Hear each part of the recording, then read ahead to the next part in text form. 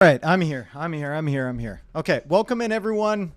We've got USA Cup T90 versus Scotty. The time was wrong on Wikipedia, so I literally rushed home so I could cast this. Someone put it on Wikipedia an hour later than it actually started, but luckily we got it figured out, and we're in on game one graveyards. Welcome in. T90 playing Lithuanian, Scotty playing Way. T90 used to be worse than Scotty. Now I think many people would consider him to be the better player. But he told me he wasn't feeling 100% today, so I don't know what that means. He said he was going to try and take a nap before his set. Hopefully he's feeling better now, and Scotty's feeling good, and we can have ourselves a good best of 5. Where's my army? Thank you for the 5, dude. Appreciate it. Thank you so much, man. Hell yeah. I just cracked the beer, too. I was literally, dude, I was walking. I was like, all right, I got an hour before the set starts, or an hour and a half. I'll walk to the store, I'll get some beer, because I need some for this. And then I was like, at the store, and I get a message from Paradox saying that Wikipedia was wrong.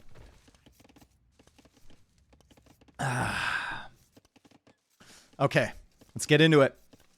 Way for Scotty, Lithuanians for T90. It's a nice little men-at-arms rush, and this is actually going to work out quite nice for him because Scotty has gone for massive walls here, and he can't even... Dude, he has to dock block to wall this off. That is so bad for him, bro. No way. That is so bad. Turris, thank you for the 52 months. That's tragic. He either has to wall this way or dock block here, and T90 is going to find a villager, and Scotty is going to really struggle to repair against 4 men-at-arms pressure with Arson.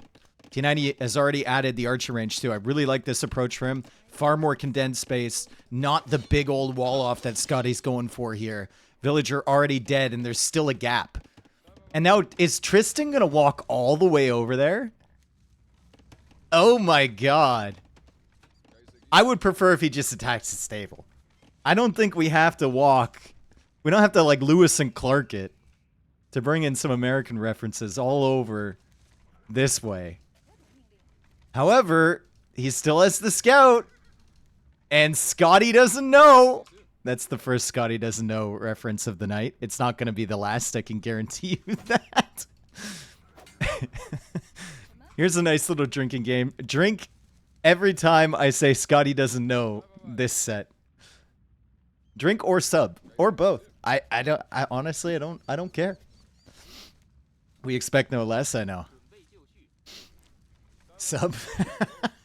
So this is difficult for Scotty. He's got the range up, fine. But the scout is already in at full HP, and there's no spearman there protecting it.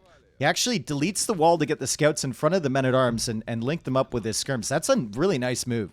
So he doesn't take any damage from that spearman. Meanwhile, T90, just massing up archers at home. He's going to send a few more forward. He might want to break through this wall so his archers can link up a little bit faster. Or attack the stable from this side. But right now, Scotty's just doing a pretty good job in damage control with the skirms. However, the eco is really solid for Tristan behind this. Like, theoretically, at this stage of the game, the Way should have the better eco because Scotty got the extra villager from double bit axe. But T90 already killed a villager. And he hasn't managed to get horse collar yet either, Scotty. He hasn't gotten the mining upgrades, right? He hasn't gotten wheelbarrow, so it's only 1 extra vill. And T90 has 8 villagers in the queue with a bunch of food in the bank. What's up, Quazo? How's it going, brother? Encouraging alcohol poisoning might not be a good move. Hey. I'm just laying out the rules of a hypothetical drinking game. That's it. That's all I'm doing. Purely hypothetical. If for science. Armor upgrade is in for these men-at-arms. The archers are getting fletching now. And T90 at the least likely position for attack in Scotty's base. If you were to read this map at the beginning of the game, having T90 pushing in from this hill would not be on your bingo card. He snipes another villager.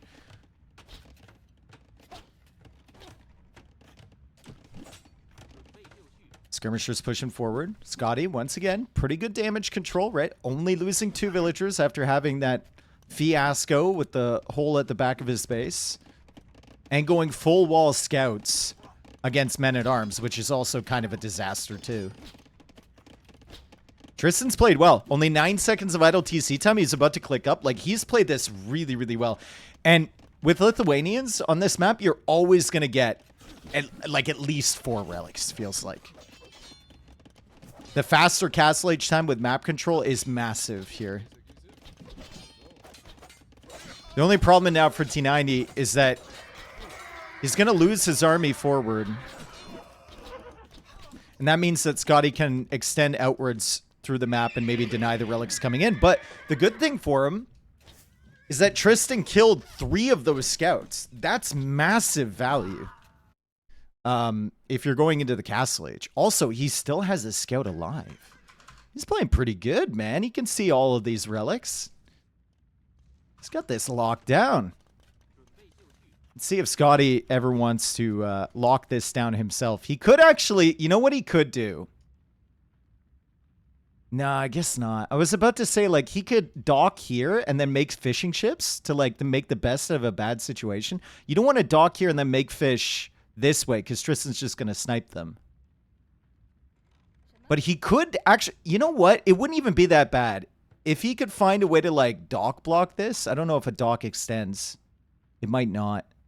I don't think it does, dang. Maybe right here. Because with the way, you could get the fishing ships out, right? Gathering the fish, and then you get fishing lines and gill nets, which would also give you the opportunity to get 2 free more villagers. Might work out well for him. Regardless, he has come forward. Good job from Scotty, taking advantage of the fact he cleared up that army. Tristan will feel like he needs to make something to try and deal with this. He's gone for a scout. Once it gets within minimum range here, it should be okay. But there is an archer inside of this this group as well, so scout will go down eventually. Bloodlines comes in for Tristan. Double stable knights. Now, knights at this level on land maps, not super effective, right? It's really hard to find damage with them against players who can quick wall effectively and usually have their walls set up by this point. Also, on a map where a lot of people will be playing into monks to try and grab the relics.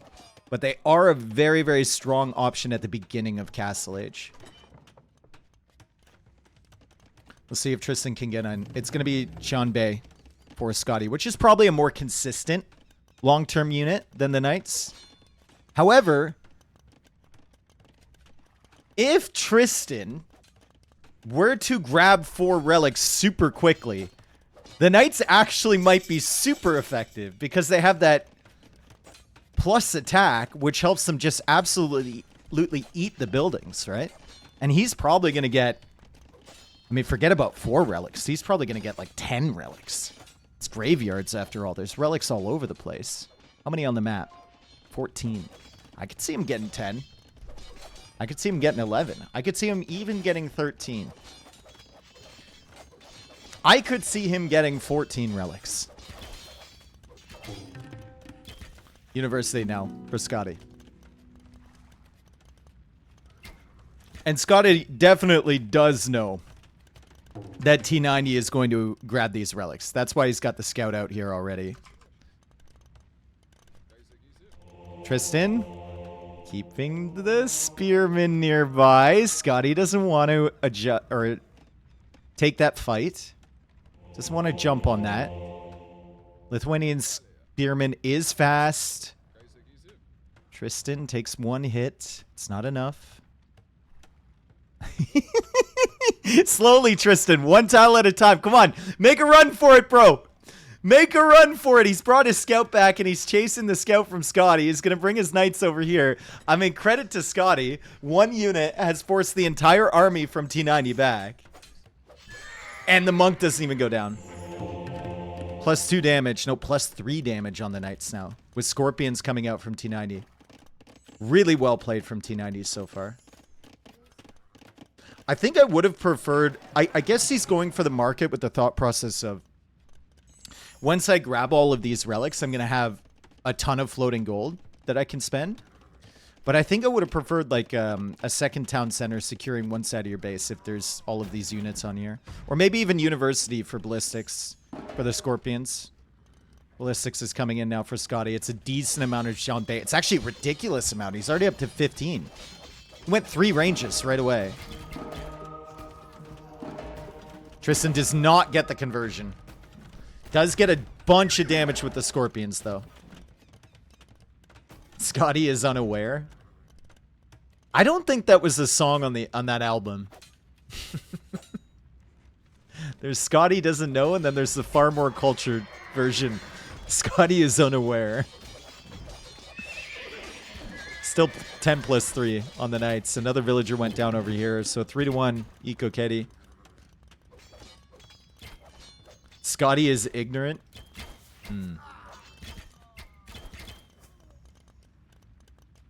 Could be a song there too. This is what I'm talking about, man. I think I would have rather had that TC than the market. That's a lot of villagers going down. But the Shanbei are in a pretty compromised position. They escape. 8 villagers lost now for T90. He's going to be kicking himself. That was an overchop. I don't think he necessarily played terribly here. It's just unfortunate. Unlucky situation. Scotty has an information deficiency. Sounds more like a condition, dude. Chronic condition that Scotty has. Information deficiency.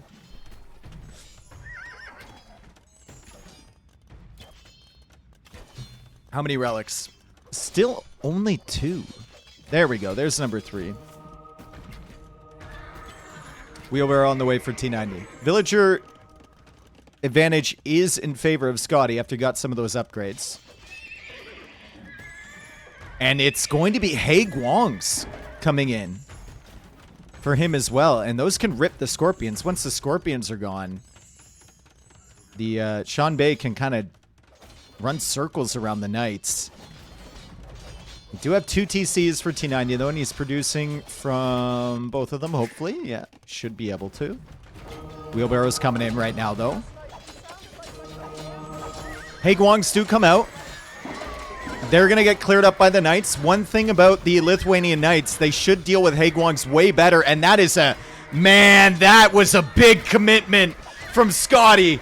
Oh my goodness, he just lost his entire military. Look at all the bodies there. He went in to try and snipe the monks and take out the Scorpions. There's still a Scorpion alive. There's still all of these Knights alive. And I think he really overestimated, especially without any armor upgrades, how good these Hey Guangs would do against Knights that are 10 plus 4. They're taking 10 damage from these Knights. You just can't take engagements like that. Yo, Mr. H, thank you for the 58 months, dude. Welcome back. It's a lot of months, man. KD firmly in favor of T90. Still has these 3 relics as well. And we're speeding up because I think Scotty does know that the game is over, maybe? Have we reached the end? Remember, I did join late. I don't want to fall behind on the set. There we go. Scotty knows. Scotty definitely knows that it's over. He was ahead on villagers, but he lost his main mass, and he can see that the Knights are 10 plus 4. T90 played that very, very well. The only kind of, you know, bad part of that about that game is that he overchopped here. But he got the panic TC, and it was a panic TC. He got that up in time. He only lost to 8 villagers. And he definitely had a better position. Like, if we keep going in this game for 1 more minute, Scotty is dead. Scotty is 100% dead. There's Knights everywhere. Maybe even 30 seconds from now, there's Knights all over the base.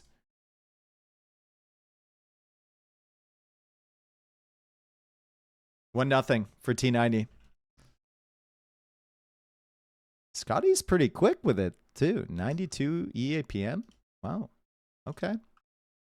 Take a look at that. Katie in T90's favor. At the end of the day, I think that that match basically comes down to the fact that Scotty tried to wall and play scouts, and T90 did something that maybe was a little unexpected, right? Men at arms with Lithuanians into instant arson. And when you go for a big wall into scouts and you're playing it up against men at arms, you're like, oh God, this is a terrible situation for me. It just feels so uncomfortable, right? If he had opened archery range, maybe it would have been a different story. But scouts, it's kind of brutal.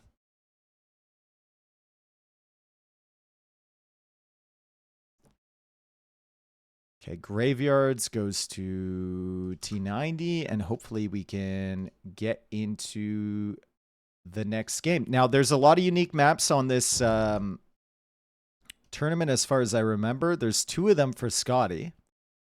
And he's going Mesa Verde. That's how you say it. Mesa Verde? I don't know. They're based on like national parks in the US or landmarks in the US. And there was a whole map making contest for it as well.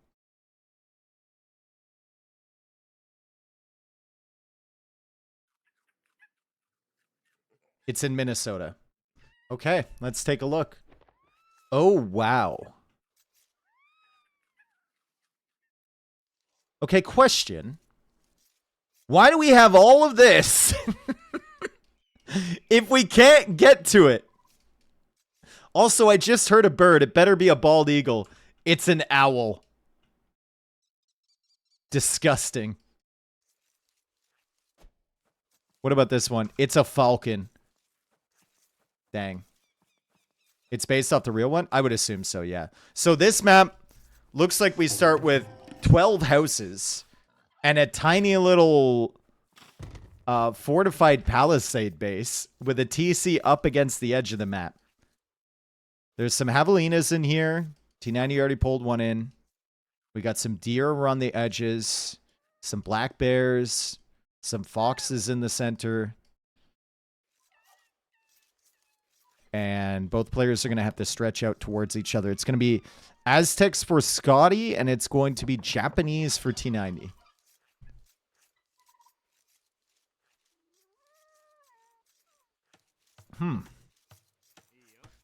Starting with the houses must kind of mess up your opening.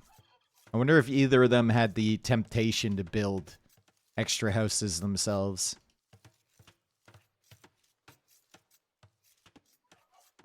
Doesn't seem like a map where you would want to go for Huns. Does not seem like that at all. Chinese might be good here, though. Is Chinese banned? Chinese was banned by Scotty. Okay.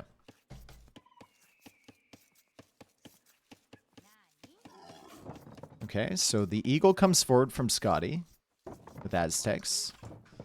And he is going to go try and lame, but all of the boars are gone already. Or the javelinas, rather. Already under the TC of T90. He will go for a super early barracks, way earlier than a standard timing, because of the combination of not having to spend the wood on the houses and then only spending 50 wood on the first lumber camp. So he'll get the militia out very, very quickly. And one is already on the way.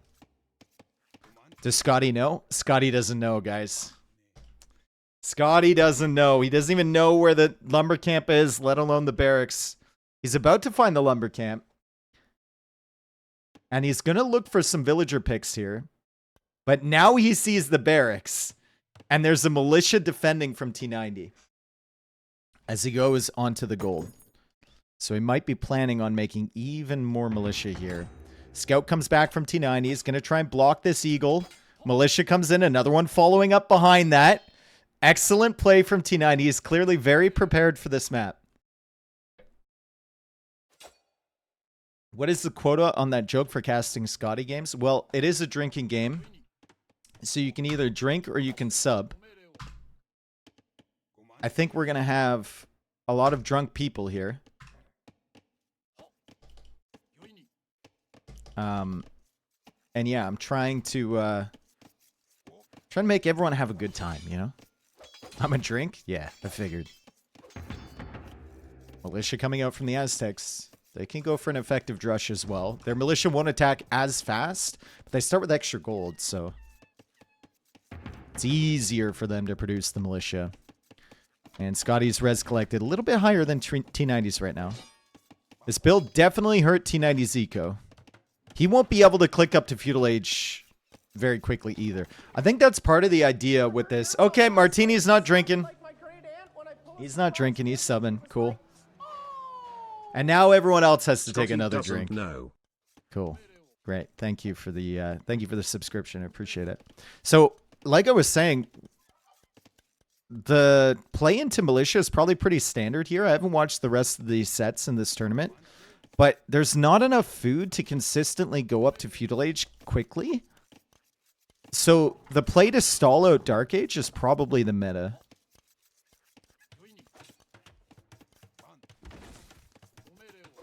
Nice little stack patrol there from T90. He's coming forward. He's going to get some extra scouting. It's 6 militia on the field for Scotty. 6 militia on the field for T90 as well. Fiona and me. David, thank you for the sub. He ain't drinking either. 7th militia on the way for T90. He's trying to get the walls up. You can play big militia into quite fast feudal. What is quite fast feudal? Because whatever that is, T90 isn't doing it. And Scotty isn't doing it either. Scotty is going to try and take advantage of the hunt in the center. He's also taking the foxes. Like, feels like with the foxes here, if they're close enough, you don't even really need to go on to that mining camp.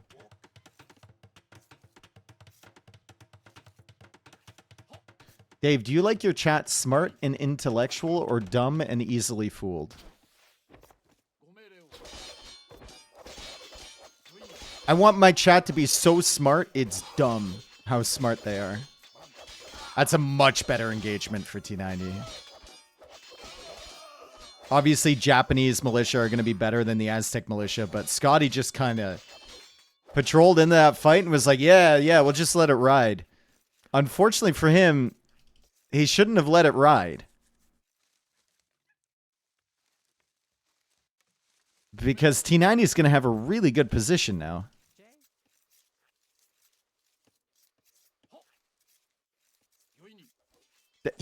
Now T90 doesn't know about the mill here. He can't see the dead bunnies, though. Just doesn't realize that that's a thing. Bunch of weak militia forward. He's still adding them. Scotty, I think, trying to get up to the feudal age, but hasn't walled off the berries at all. He has to respect this roving band of clubbed men. And right now, he's not respecting it at all. Oh my god. Get clubbed, bro. Are we quick walling this or anything? No? We're just gonna fight this off with villagers? Okay, respect. Scotty's got some balls. That's not a good fight for him, surely. Loses another villager? That's 2 villagers lost now for him. He loses another vill. He's on the way to the feudal age. He knows T90 is stalled in Dark Age for quite a while here. But T90 is going to kill at least another villager. At least. Never mind, he's bad. I take it back. He's worse than we thought.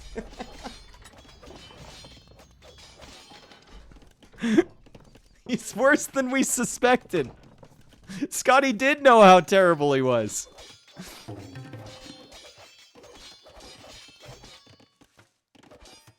Okay, so the play should probably be feudal age into archers, but T90, 13 militia with 2 more in the queue. Is pretty brutal for Scotty. Those things are going to keep going forward. The problem for Tristan is that he's completely tunneled on this barracks. He has not noticed that all of these are dying. He has not seen the mill at all. There were bodies of rabbits and deer and everything here the entire time, and Scotty's just taking advantage of that fact. That's where he's getting all of his food from.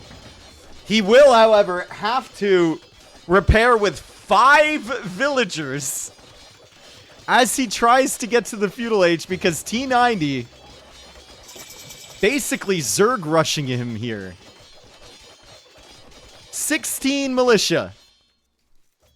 Does he know? He still doesn't know. Men-at-Arms upgrade on the way for Scotty. Does he have an archer range? No.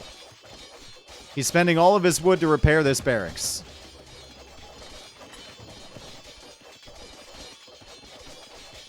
I'm sorry, Norik. I'm sorry. I didn't mean to try and break your streak. Scotty ejects the men-at-arms, and I think he should just try and avoid fighting this, pull this away from his base, and go right to T90's base. You should not be fighting this. There's no reason to. He's also coming over here and taking the extra hunt. The fact that T90 has not seen this at any point is a travesty. It's very unfortunate for him, but he does make his way to the feudal age now. And if he ever gets all of these upgraded, oh baby. That is going to be a pretty devastating army. We need double range here from Scotty. Would you let Scotty beam me up? I don't know. I'm a streamer. Not a... Starfleet captain.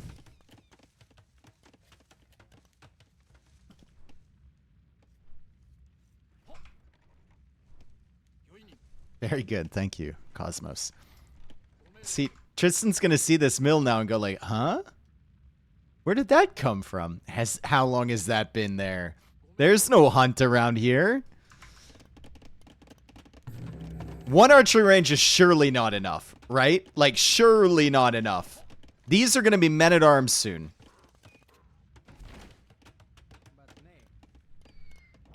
That guy just soloed a bear. Very American of him. Men-at-arms pushing in. There is a hole. But it's fine. He made his own hole. And now Feudal Age is in for T90, and the Men-at-Arms upgrade is coming in for the 24. 24 militia. Scotty getting some revenge. He's going to kill a villager now. T90 pulled off of some of the farms. Things are getting a little bit messy for him, and Scotty is going to the woodline. T90 now. Going to try and protect that woodline. He's also going to try and protect this villager. That's not going to happen. Another villager goes down, but... holy shit. 25 Japanese men-at-arms, and guess what? He's got more in the queue. He's got multiple barracks. It's all men-at-arms now, baby. He won't want to push into that town center, though. He did end up clearing up the men-at-arms forward. And is he going into an archer range yet? He's going into a blacksmith. Okay, so this could, like, it's still looking good for him now, but this could develop into a really terrible situation for T90, where he's got all of these men-at-arms, and he doesn't have any range units. Crazy play, though. I respect it. This was some, like, hyper-aggression with men-at-arms. I don't know if that's necessary, brother. You still... You've still got 3k gold on this pile over here. I don't know if this is quite necessary, but hey, he's Japanese. It's basically free wood. He needs an archer range. Wood upgrade coming in. Armor upgrade coming in. Scotty still almost even in res collected because of these, right? They were never shut down. T90 now looking on this side. He's like, where were those villagers? Where did they go? Where did they come from, Cotton Eye Joe? Snipe. Ooh, he's dead.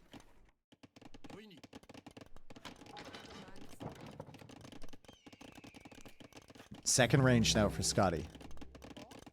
Uh-oh. Uh-oh. Does he wait for the tree to be chopped? He does not. He's going to start working away on this wall. If he stays at any part of the wall too long, Scotty will send archers behind. And Scotty is up to the castle age.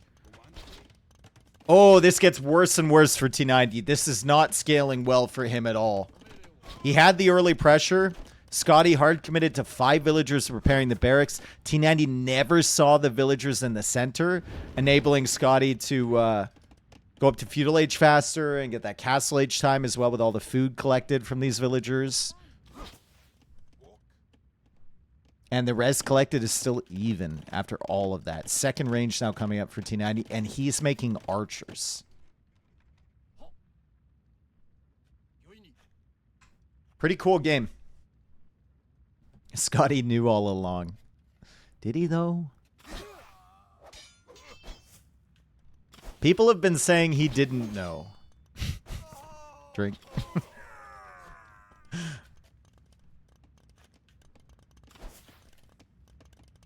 This is bad. Like, this is really bad for Tristan. Market is already up. Almost 700 gold in the bank. You just buy the res you need for the upgrades.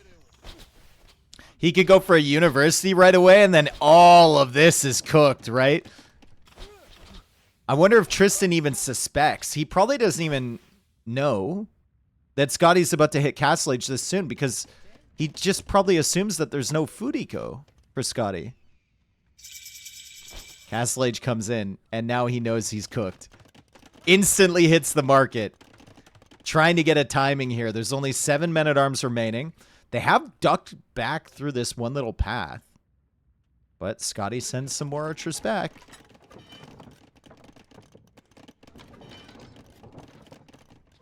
Siege Workshop for Scotty. Men-at-arms do take out a couple archers there. No university yet. Tristan also killed another villager here. And he's coming over this way. Ooh. Potentially big moment here for T90. Does have 3 archers over here. He could find this TC, but he's not targeting yet. He's busy. Just now sees it. Don't know if he can stop this. Don't think he can. Might be able to snipe a couple of villagers, though. I like the towers for him, too. Already protecting his base and already garrisoning his archers in those. He might get like 4 vills over here. That's 2. That's 3. 3. Nice job. So now he knows how this all happened. Now he knows how he was so far behind on the timings. The crossbows managed to weasel their way into the base. But there's a tower there for T90. Unfortunately for him, the siege is already coming out from Scotty. I like the thought process. Instead of the university, to go for the siege workshop. It's really nice. All of T90's wood lines on the front side here are exposed. He'll have to chop from this wood line over here. Maybe this one if he can wall this off. Doesn't even know how he's open on this side. You just go siege workshop for T90 or another TC? I really don't know, dude. I really don't know. Crossbow bodkin and then kind of figure it out. Siege workshop for him. And the base is getting a little tight here. Kind of griefs his stone with that siege workshop. He does have another one back here. He could have gone university as well. Like university guard tower. I think that wouldn't be a terrible play, right? University guard tower, you build another. Well, there's already a tower here. Yeah, university guard tower I think would have been better than the siege workshop. You could also then snag ballistics, right? If you want to fight the crossbows on your own terms.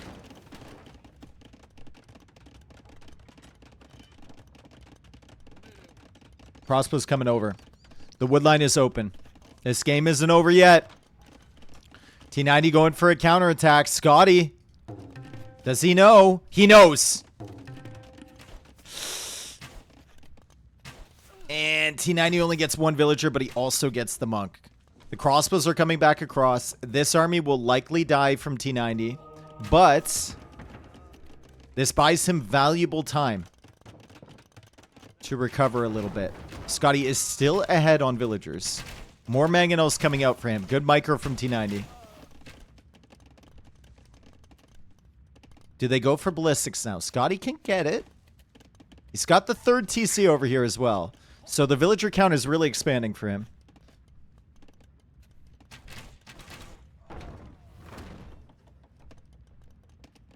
I really would have liked the university play for Tristan, I think. The mangonels do seem nice, though. Seem like they're going to help him quite a bit. T90 sees the mangonel coming in from behind. He's like, screw it. I'm going to get whatever value I can.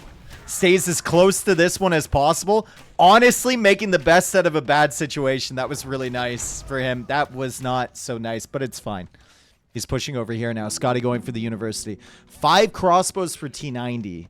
6 crossbows for Scotty. Full reset here. But that definitely benefits the player with 4 extra mangonels and 72 villagers versus 53. I apologize on behalf of me for all of these Scotty doesn't know clips or jokes. I'm not going to stop them, but I apologize on behalf of me.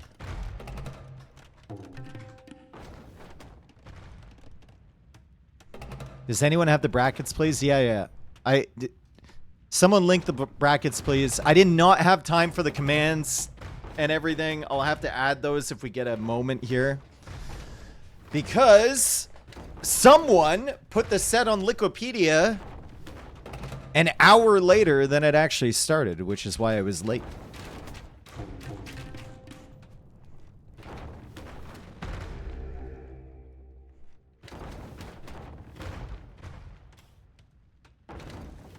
Town Watch coming in. I was just about to say, the amount of outposts is kind of ludicrous for Scotty without Town Watch. But it's coming in now. 85 villagers for him, a very good eco. And full map control with ballistics on the way first. Res collected. Only 2k ahead somehow for him, but that's going to really scale in a second here when he gets all his eco upgrades in. You were only like 5 minutes late. Well, I didn't have the draft or anything. I went right into the game. You should have seen me, dude. I got in my house. I grabbed the beer. I got to my computer. And then I had all 6 of my hands working on getting the stream started, title updated, opening Streamlabs, getting the scoreboard, the drafts, everything like that. All 6 of my hands and both of my feet.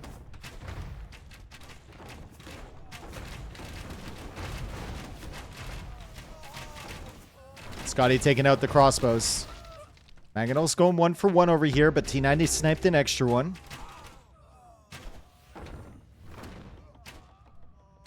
This all benefits Scotty. If they trade units, that 100% benefits him. He's ahead. T90 has 35 food in the bank. Scotty's got 700. 94 villagers for him. It's 73 for T90, so he has expanded quite a bit. But his base is... I think the technical term for this base is clusterfuck. It is super messy. I love the idea behind the towers, though. If he could get guard tower, that would be amazing. He could lock down the map. Scotty's still not on stone, so he's pretty far away from getting a castle or anything.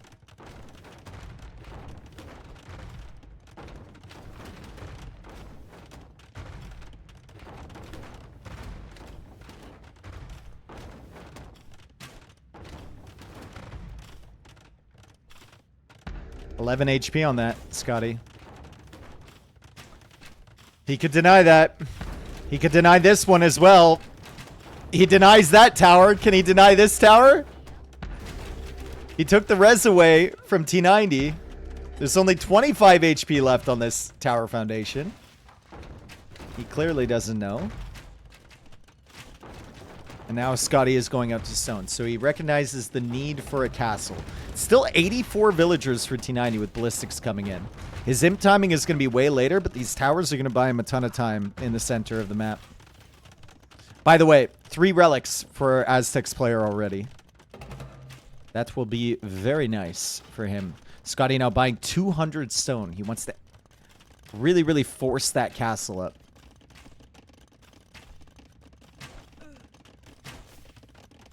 So this girl has all filtered pics on her profile. Then I asked her for a pic and she sent me another filtered pic. Red flag, right? Any filtered pics on a profile is a red flag, dude. Unless it's like a comical filtered pick that they're clearly putting up there as a joke.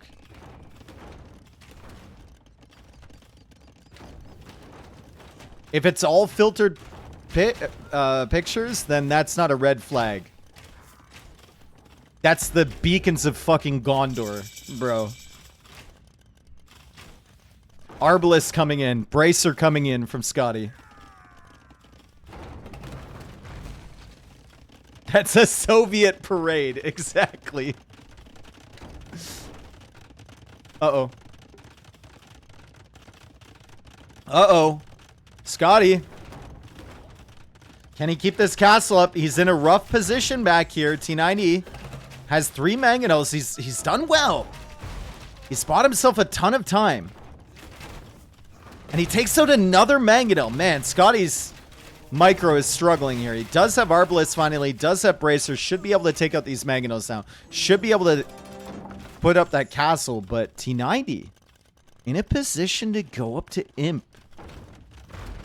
And with the towers in the center as well. He's bought himself so much time with this tower mangonel play. Northern Hoser, thank you for the 55 months. Welcome back, bro.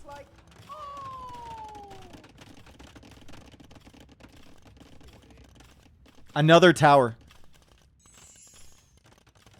Scotty needs some initiative. He needs to start taking out these towers. All of the trebs should be focused on just taking these out immediately. You got to shut this down before it really begins. There's still watchtowers. They still go down quick. This castle could be good if it goes up. That is the MTC. I don't think it'll be denied, though. Guard tower now coming in for T90.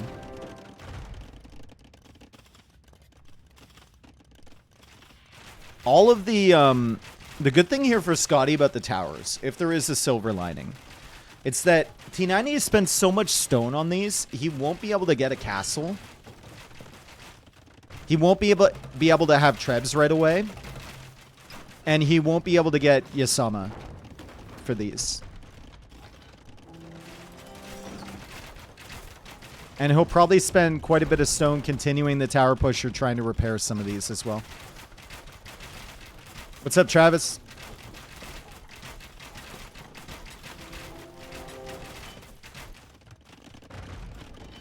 I think Scotty has this, but I mean, T90's made a hell of a game out of it.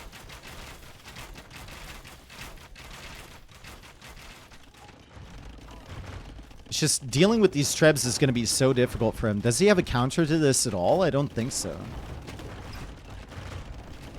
Does Scotty know the Riker maneuver? Which Riker maneuver? Is it the one to have to do with the Enterprise, or is it the one where he loops his leg over the back of any chair that he's getting up from?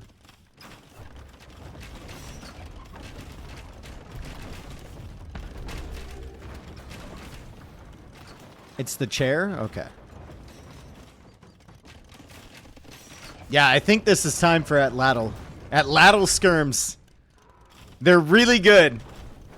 If only we could combine the power of Atlatl and Hulche. If only we could combine this power. There's one thing I've always liked about Dave's stream. Unfortunately, I've only ever liked just that one thing. Thank you, Apex. So kind. He didn't even deign to tell us what the one thing is. How does a trebuchet miss an entire tower? Isn't that hard to do? Bro, you try calculating the trajectory of a 90-kilogram rock over 300 meters.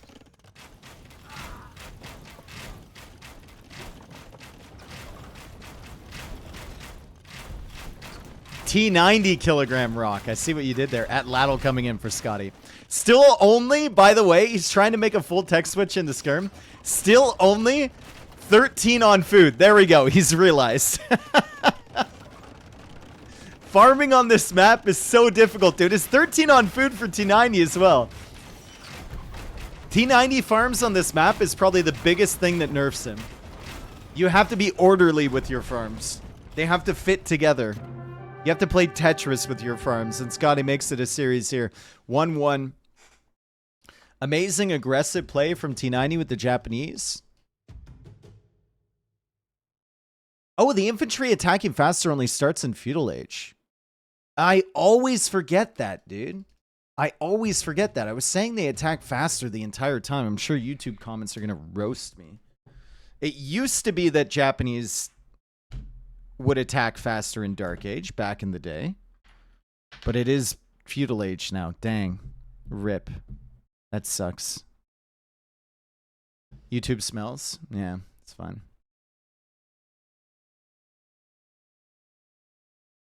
Makes a Drush even sillier? No, I think Drush is probably the meta. I think Drush was a good play from T90. The only thing that went wrong is that he didn't kill the hunt here. He didn't even see it, right? And he didn't scout for it. And there were dead animal bodies on his mini-map.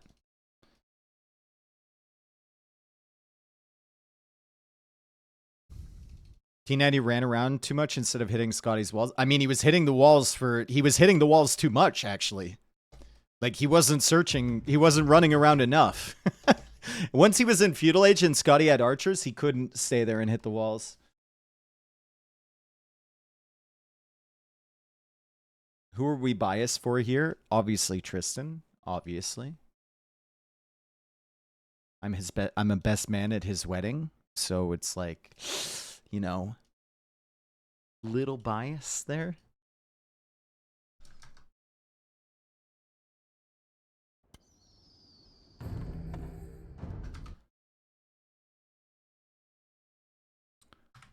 One.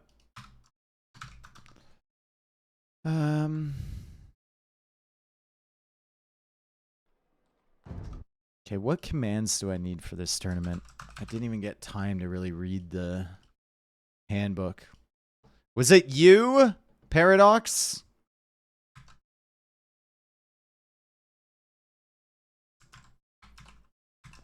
That put the Liquipedia thing?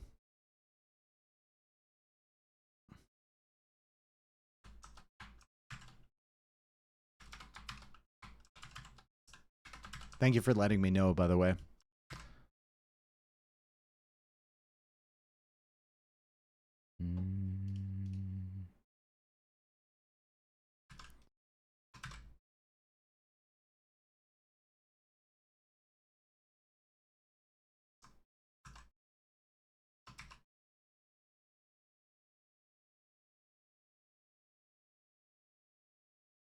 Excuse me, what tourney is this? The tourney that you are hosting, apparently.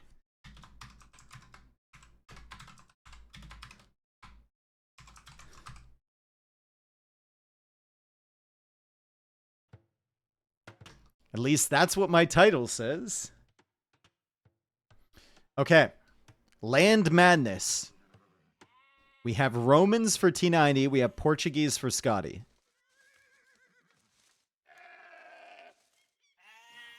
I really like Romans on this map. I like Portuguese too, because of the berries. But I've seen so many games with Mr. Yo playing Romans, and I think he just does it the correct way. He just plays into scouts with the eco bonus, and then if someone plays into scouts as well, he gets the infantry armor upgrade for his spears and stuff, and he's just feeling it. He doesn't go men-at-arms or anything.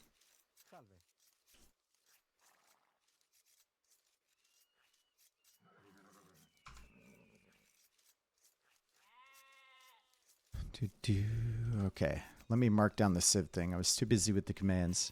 He lost with Japanese and Scotty won with Aztecs. And if you had looked at that Civ draft, you could see that they both prioritized their Civs for that map. So that tells me that the meta is very defined there. Also, if you looked at the map draft in between games, you would see that T90 didn't pick any of the new ones. Boring old Tristan. Vanilla Tristan, as we call him.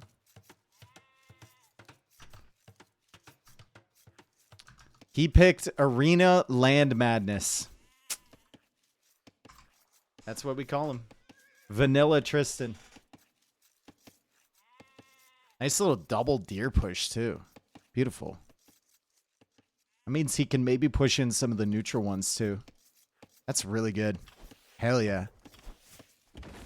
Is Scotty double deer pushing? No, Scotty's not even moving with his scout. What an amateur.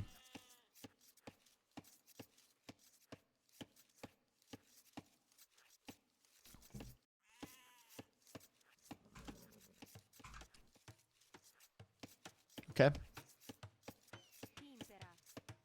There's still deer to push, too. He's not a greedy boy, though. He's going to go forward. And he's going to try and find his opponent. All right, Berserker. See you later. Another heavy men-at-arms? I don't think so. I don't really like men-at-arms on this map, to be honest. Feels like a scout map to me. Scout or archer spear? Are champions viable after the last update? Viable? Maybe. Are they really, really good? No. At least, I don't think so.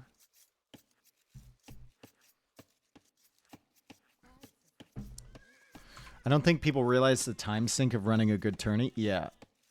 Especially a tourney like Nations Cup when people ask you to run Nations Cup. It's basically like asking Paradox, like, hey, Paradox, can you spend 20 hours a week of your life for the next 5 months to run this tournament for me?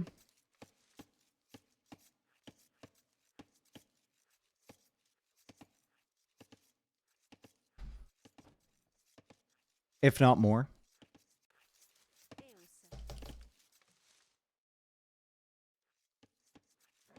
Yeah, for free.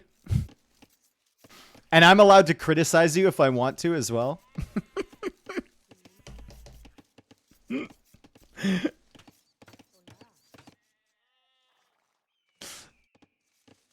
Also, you have to deal with some unreasonable teenagers and fully grown people that act like teenagers every day.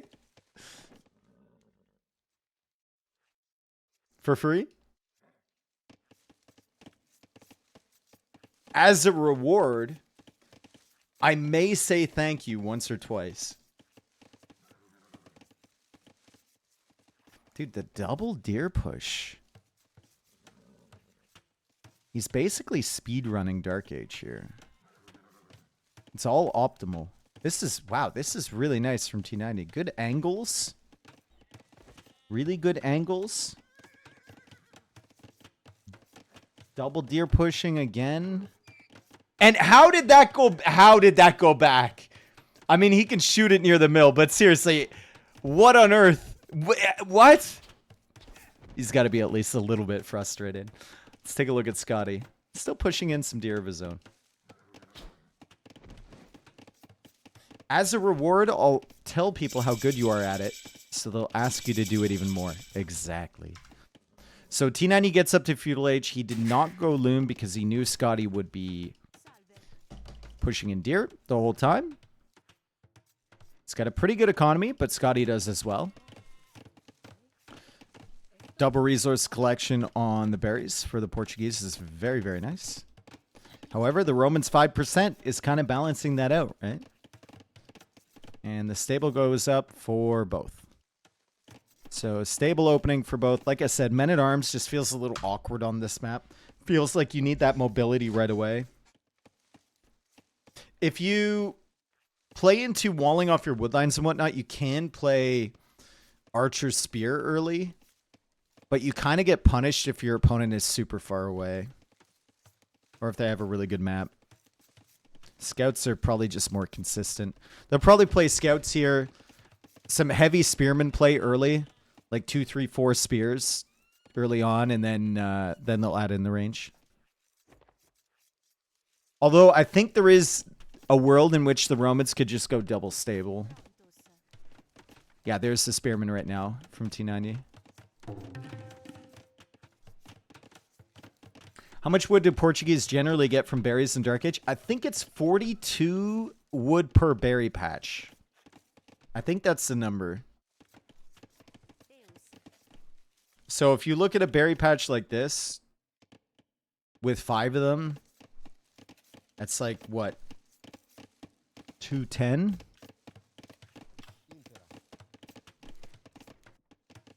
It's pretty good.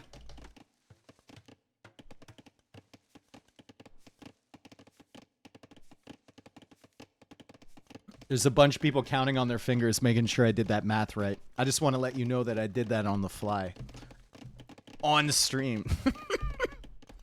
Simple addition, dude. Hell yeah. The rule is never do math on stream. If Tristan tried to do that, man, if Tristan tried to do that math, that you could hear the hamster wheel turning in his head. Yo, Fladge, what's up, dude? Thank you for the raid.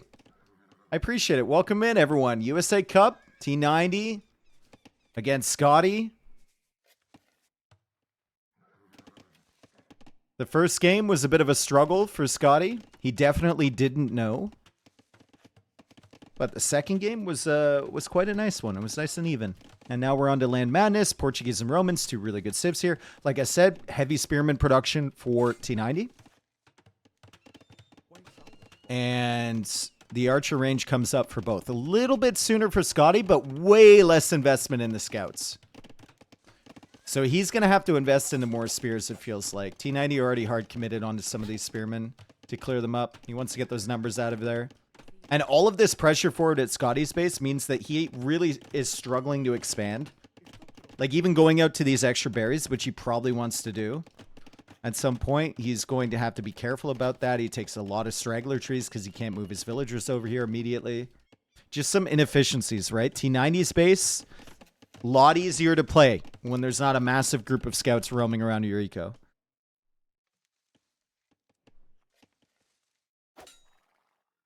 Imagine needing your fingers to count like I can't count to 7 by myself.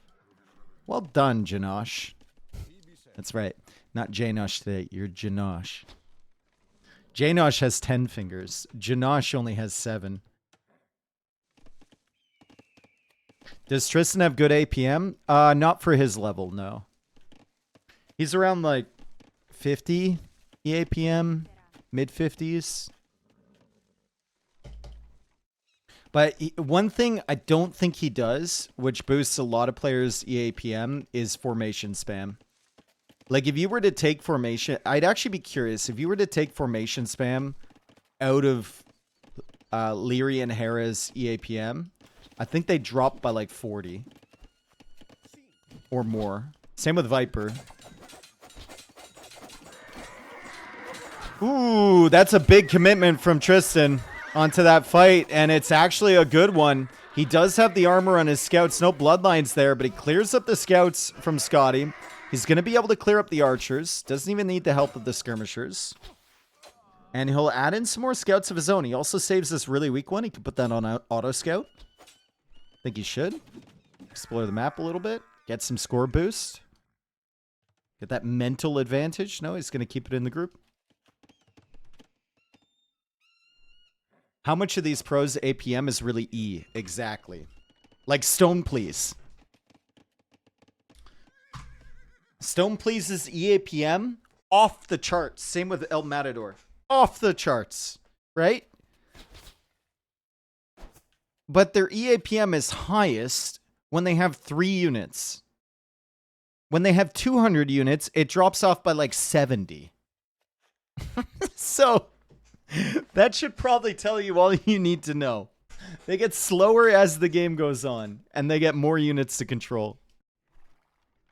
What E stands for in EAPM? Effective, which is ironic.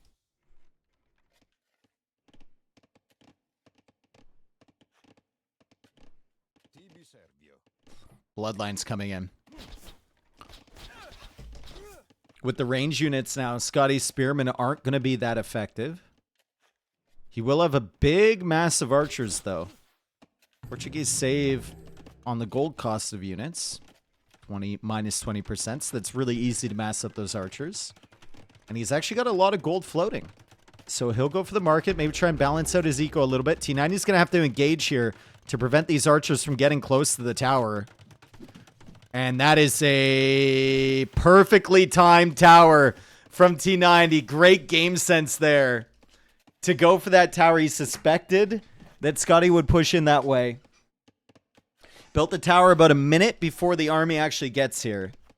And it manages to push him away. He's also on stone over here, so he could go for another tower on this side of his base. Don't think he needs one at the back. But another one locking down this area could be really, really good.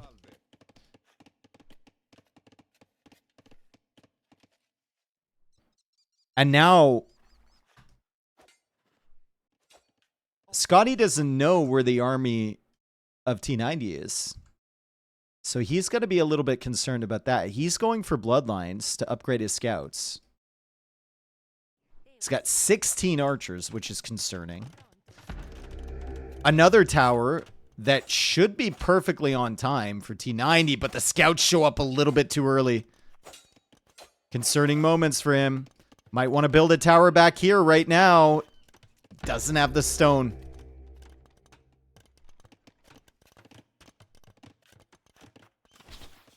Castle Age is coming in. It's one villager loss for T90. Scotty.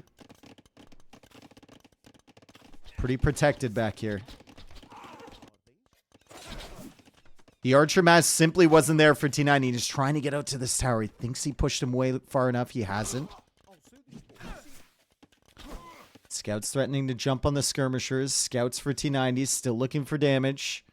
He cut army production so he could go up to the Castle Age, and he's definitely paid for it. There's a lot of idle time on his economy.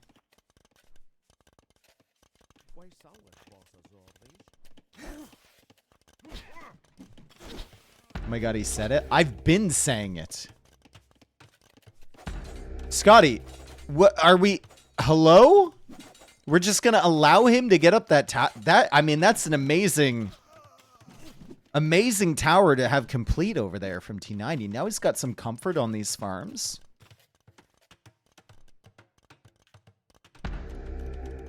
Scotty couldn't deny that, and he has to leave. He can't camp out on this farm area anymore. That's really nice for T90 to get this tower up. T90 goes for another tower back here because he doesn't know where the army of Scotty went. He expects it to come back this way, and he's just going to protect his gold. Resources still looking pretty good for him. He can go for a few knights. He might want to get that +2 armor sooner rather than later against this massive archers, and yeah, he goes for the armor first. Scouts still running around. Game should be advantage Scotty, right? The military production here was insane. 26 archers. He can upgrade to crossbows. Wow. Finally a villager kill. And some distractions at the back. He could kill a few more, especially with that +2 armor and forging. He could kill a lot more with these scouts if Scotty doesn't pay attention. I'm going to say these scouts kill like 5 villagers back here. Because Scotty is busy forward. There's one.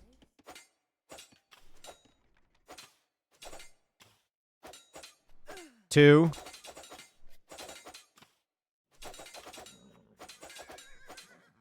Three. There's another weak one here. Does he see it? No, he's busy. Clearly very busy. Another villager goes down on this side.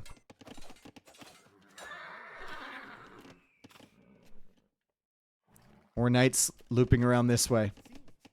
More damage to be had. Does he see this builder? This little farmer over here.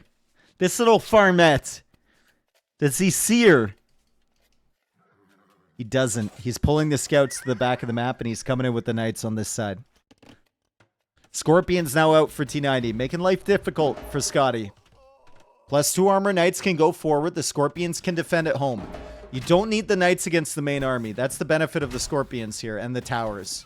You can just send your knights forward, And you can defend with the scorpions if you don't send them directly into the into the crossbows. More villagers dying. Great raids here. This is exactly what he needed to do. Use the mobility of the knights, force the army back from Scotty. 2 more villagers going down. And then use the static defense from the towers and the slow siege to defend against this big crossbow army. Beautiful job. There's another weak villager over here. Now, that only works for so long, right? At some point, you're going to have to mass up a military to fight his. Otherwise, he's going to snowball you no matter how many villagers you killed. But early on, it's really, really good. And this is another good raid found by Tristan.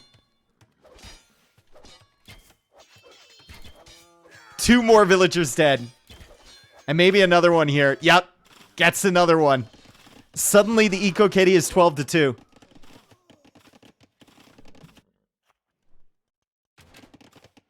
And it should be more villagers dead here. Scotty gets those vills into the tower just in time, but all of his new army is just staying at home. Still no ballistics to snipe the knights while they're moving.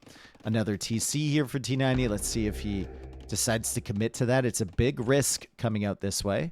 And it's a good thing he didn't, because the army is coming over. Ballistics is on the way now for Scotty. Uh-oh. Uh-oh. T90. Uh-oh, he's not going to like that. Mangonel goes down, and the crossbows are in on the wood line. Ballistics still not in, so he can't snipe all the villagers he wants to. He's going to run away from the tower. But still, it's a massive army for Scotty.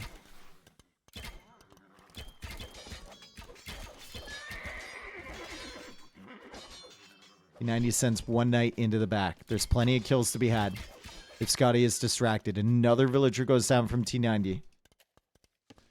Think he needs another TC somewhere out here, right? Maybe right here. You can't build it right on the wood line. But just somewhere you can save your villagers if Scotty shows up there with military. Is this T90 home map? I often see tower defense in this map. It is his home map, yeah. And he has, I mean, he has gone for 3 towers, right?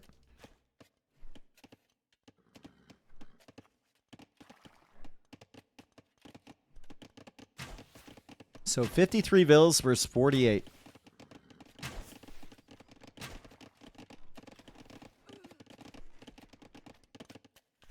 And crossbow's still over here. Another villager going down. Good counterattacks here from Scotty. T90 is pulling his villagers away. He's going for more scorpions, but he needs multiple scorpions to really threaten that army. He'll come back to this woodline after he just moved all of his villagers over. Scorpion can't even get a second shot. The knight is in the woodline, so this is good damage over here. Let's see if Scotty knows. Scotty doesn't know. Scotty just realized. Scotty is aware.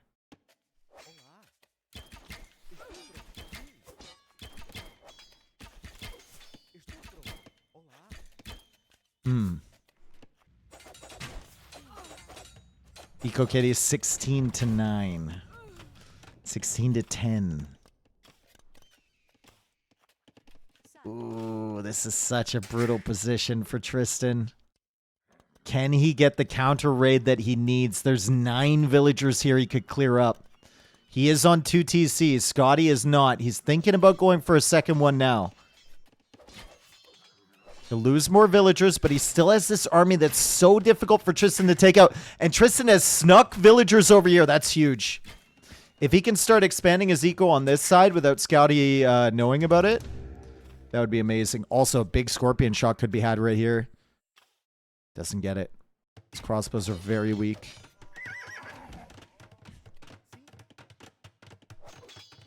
More villagers going down. Huge raids this entire time. Another villager goes down. Another one goes down. He might lose 2 more here, too. Yeah, he loses 2 more. 22 villagers sniped. It's almost a 20 villager lead. There's still no consistent way to take out this military, though. If Tristan finds big shots on these crossbows, then we might see him regain map control. And he's finding them right now. Oof. Big shots on those weak crossbows. Knights in on the wood line again. Oh, man. The Cav Archers just have never had an opportunity to really leave their base.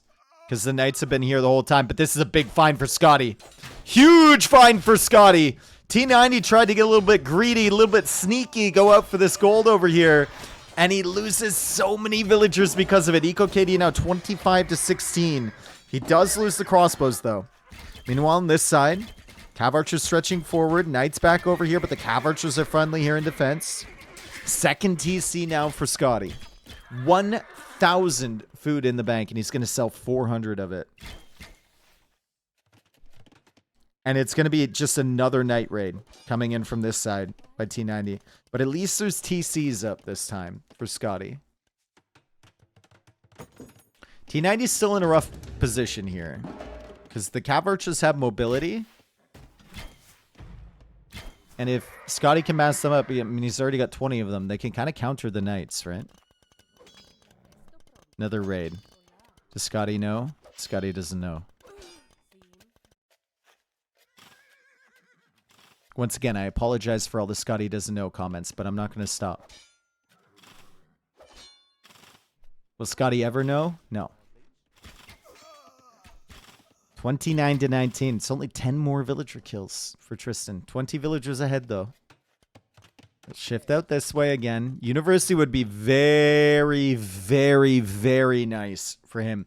Unfortunately, he can't really afford it, right? Ballistics would be huge for these. Then you can finally counter these Cav Archers that are just roaming around outside of your base.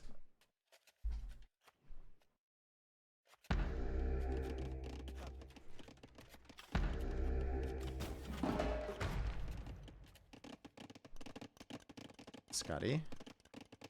Come in this way.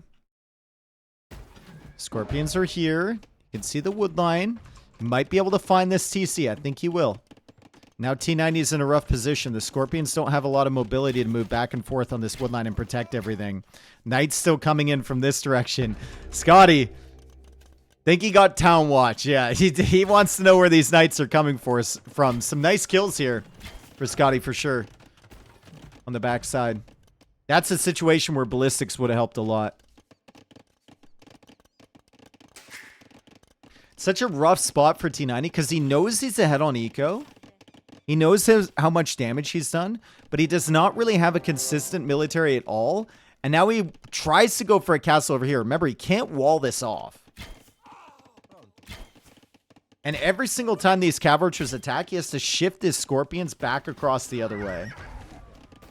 And now Knights are coming in for the Scorpions. And it's a mess. It's an absolute mess here for him. Villager count is getting close to even. T90 going for a castle up here. He will get the castle up. I wonder how many units he's going to lose. How many villagers he's going to lose before this castle does go up. Feels like not that many. 1, 2. Pretty good. Maybe 3. Yeah, 3. I think I've got Scotty winning this game, guys. T90 got some really good raids, but it was just a way more consistent army composition. And now he's double stable knight production, triple archer range, Cav Archer production.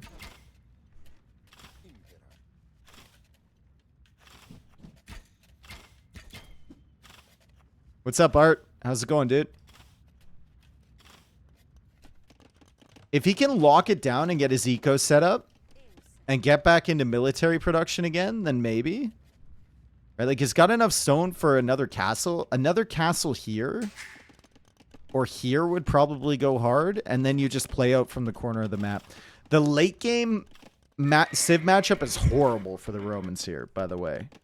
But, I mean, I think you forced yourself into a position where you need to play more defensive at this stage.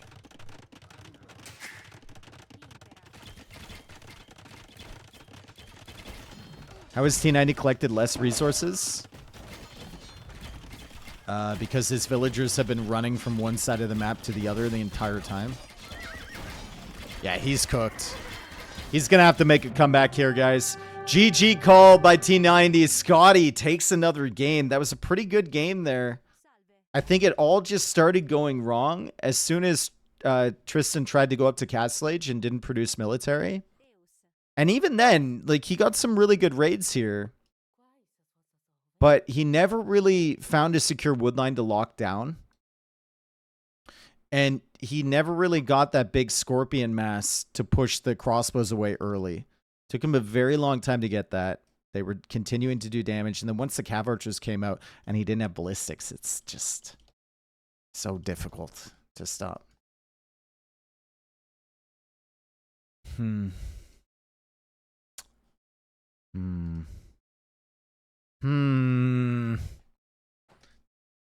Doesn't bode well for our boy. I believe in him, though.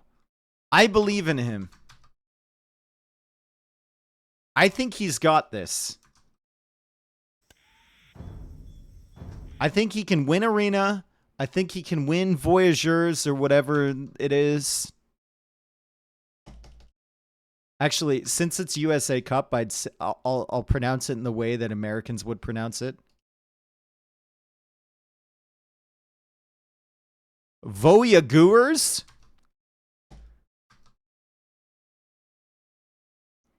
Yeah, I think he can win Voyageurs.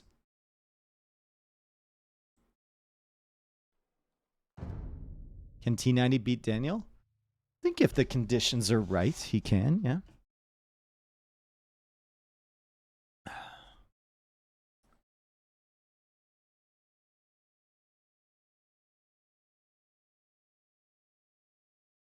You talked about it at the start, but are Romans really that good of a pick for Land Madness? Excellent pick, yeah. They're really good civ there. I think they're better than Portuguese.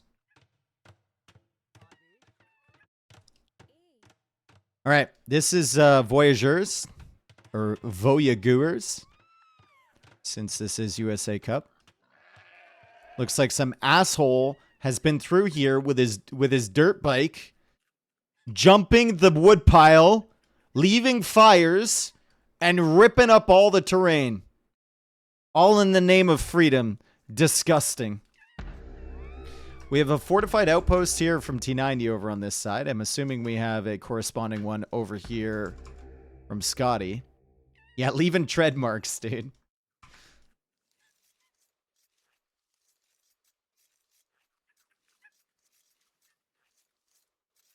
How do you pronounce Nicaragua? Oh, you mean, dude.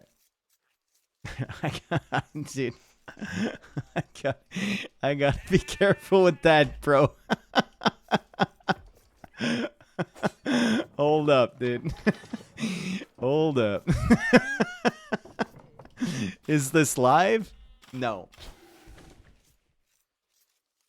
The games are live, but the chat is pre-recorded. Okay, so let's take a look at the map. We've got our little fort wall, 2,500 HP on the walls. We got some wonderfully colored trees here. Stone all the way through the center of the map. Tons of foxes.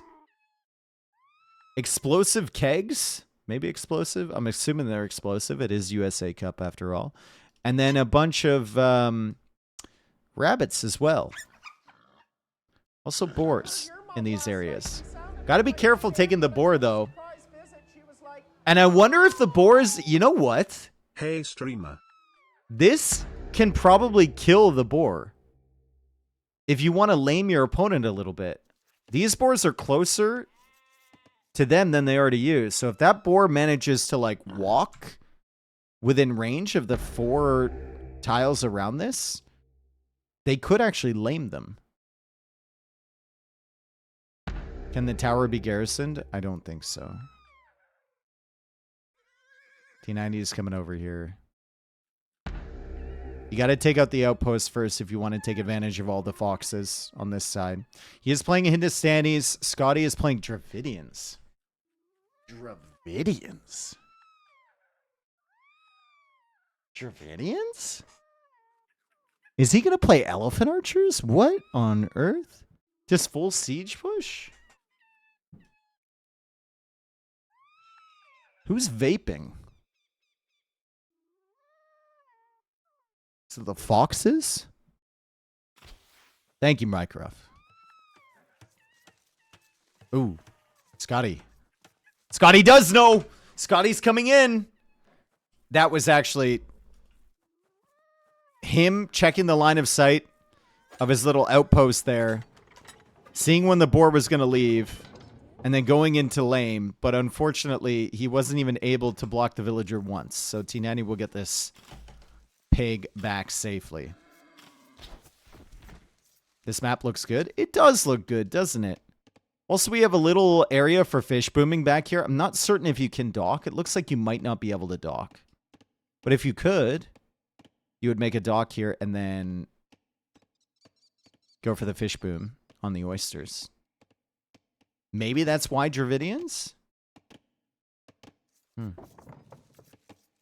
Look at all these little features. We got shields, little fruit market over here.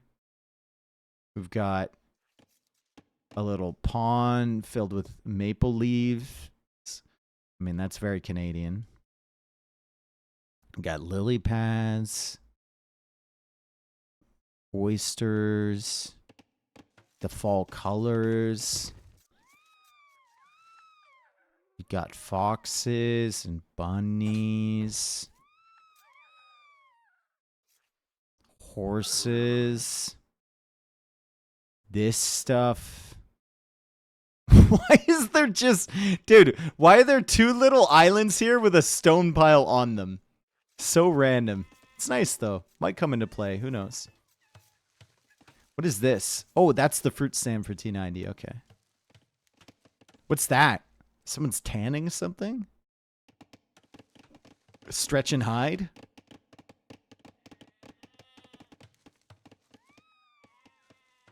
Michigan here. I've tapped Michigan maple trees and made syrup. It isn't just Canadian. Obviously, dude.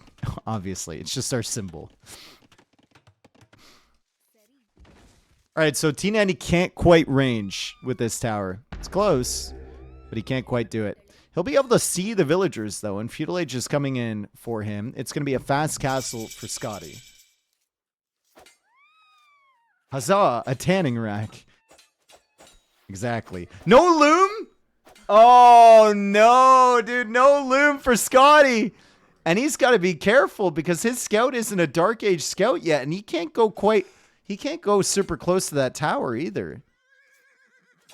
Or his scout is rather still a Dark Age scout, not a Feudal Age scout. So he can't really contest the scout from T90. He'll have to keep this right near his villager if he wants to keep this villa alive. And the scout alive, for that matter.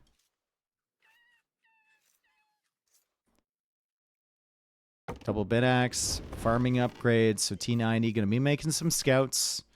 Trying to deny Scotty getting the extra resources from the foxes over here. He can't get into the main base, but there's not a lot of res in this main base. So he's probably watched what Scotty has done on this map before.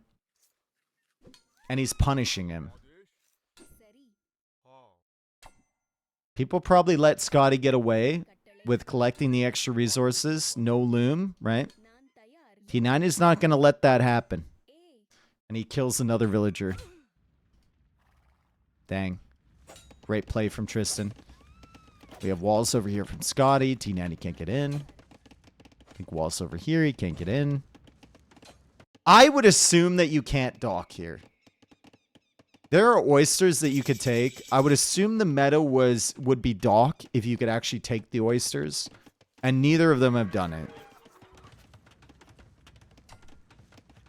Looks like the type of area you wouldn't be able to place a dock.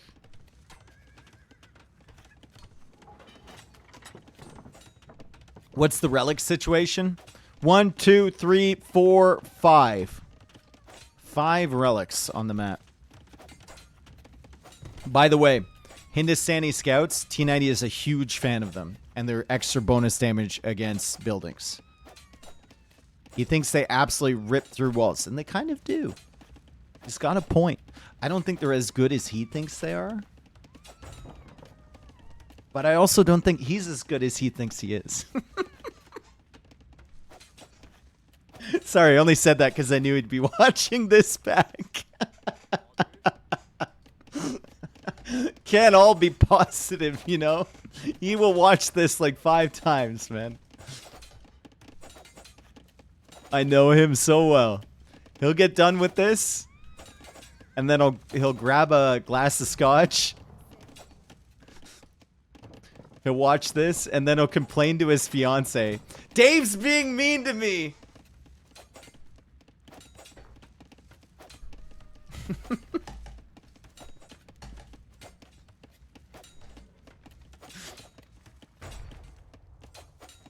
And then she won't give him any sympathy whatsoever.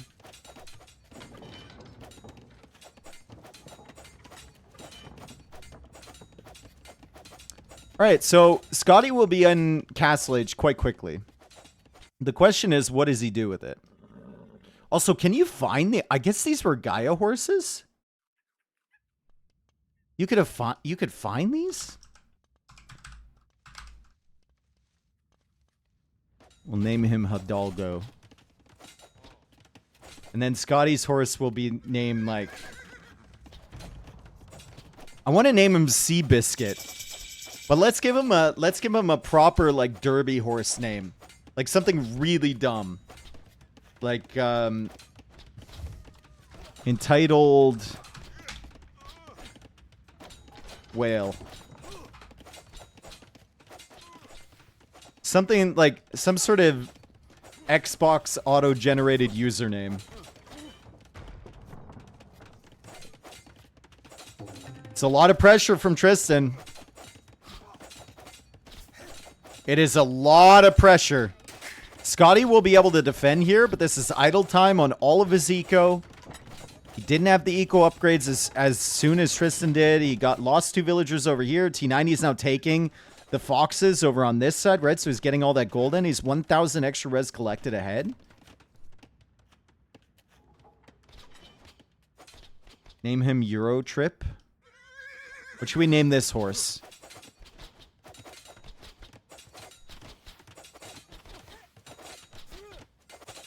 Five subs and I name any unit anything of your choosing. It's going to take a while for Tristan to get through this gate, by the way. It's 3,250 HP.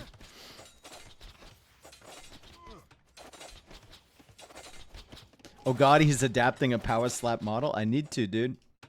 Things are getting tight around here, man.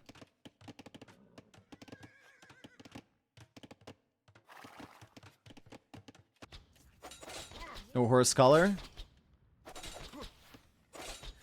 I mean, no horse color on the horse.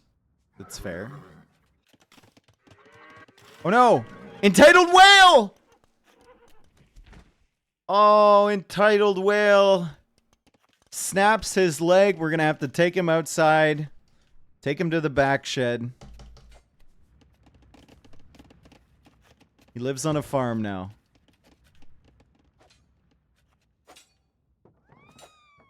Right into the sausage. Yep. Right to the sausage factory. No, the glue factory for horses. Immediately to the glue factory.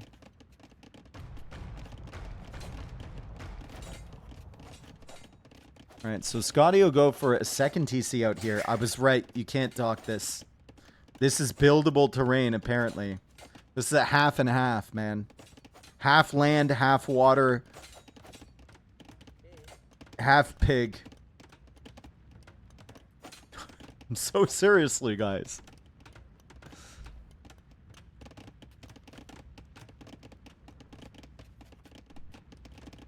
Is glue made out of horses? I think there's components of horses that get put into glue. It might just be an old-timey thing, right?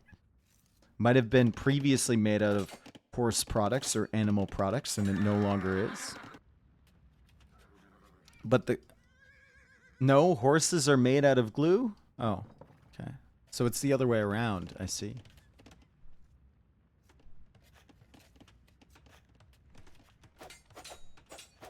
There was a scandal here in the UK where supermarkets were selling horse flesh in beef burgers and lasagna. I mean, horse is decent. I've had horse before.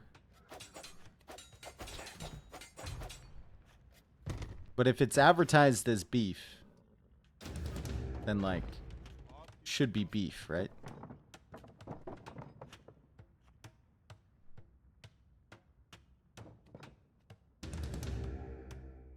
Shouldn't be horse. All right. Siege Workshop coming forward. We have 3 TCs for Scotty. He's sitting at 56 villagers. 3 town center boom it will be for T90 as well, but he's still significantly ahead on res collected. Like the eco has been undisturbed for T90.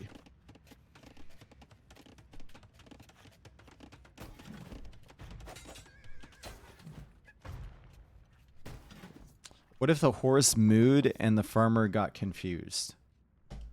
Was it also a blind farmer? Maybe he was just really old.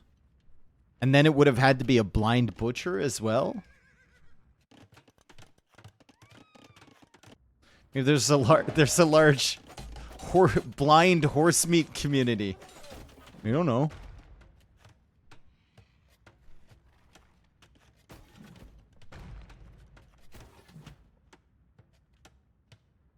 Eco upgrade's still much better for T90.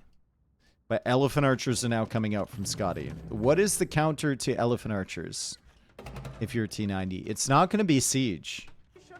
They will take out siege quite quickly. What's up, Bud Holio? Thank you for the 32 months, bro. Yo, David, Age of Empires. Aren't you excited to see both Kachuk brothers playing with Wait. I haven't. One more reason to hate the Panthers. The farmer in this meat mix-up situation Dude, was clearly Hoyo. First Also Radish and now both Kachuk brothers are playing.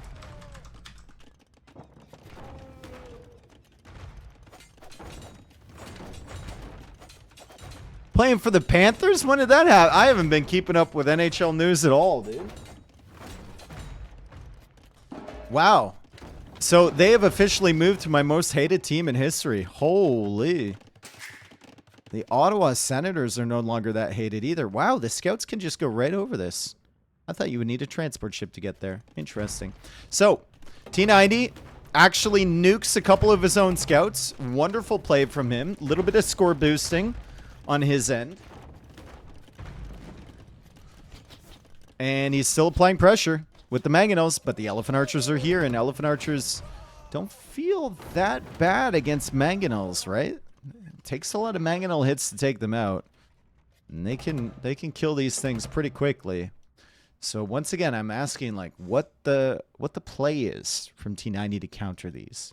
Maybe it's just force him to invest into Elephant Archers. He knew it was going to happen anyway. And then go for the 4th TC and boom up into a late game Hindustani comp. Should be able to beat Dravidians. Yeah, apparently the Sens locker room wanted him out. Yeah, I'm not surprised by that.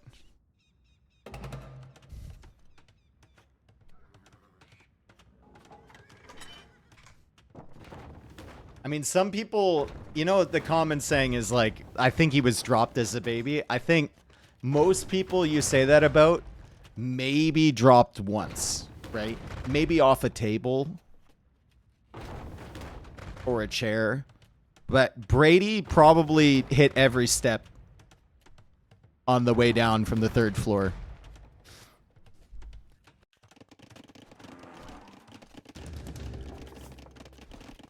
I don't know if that's insensitive. I don't think it is. A lot of low ceiling fans in the Kachuk household.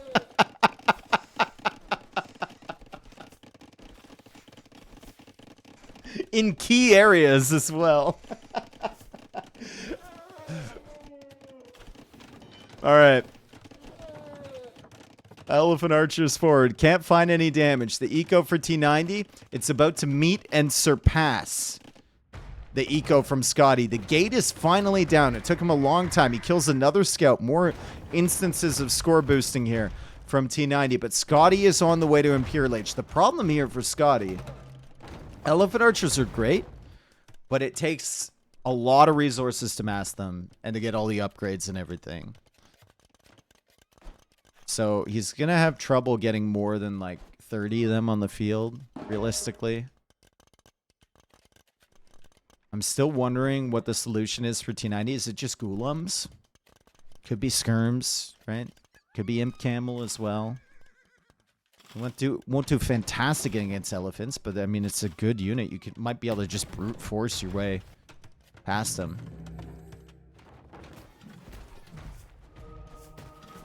Somehow I've watched 2 streams in a row that have mentioned this specific hockey player being a dumbass. I know nothing about hockey. Yeah, just that type of person. Both the Kachuk brothers.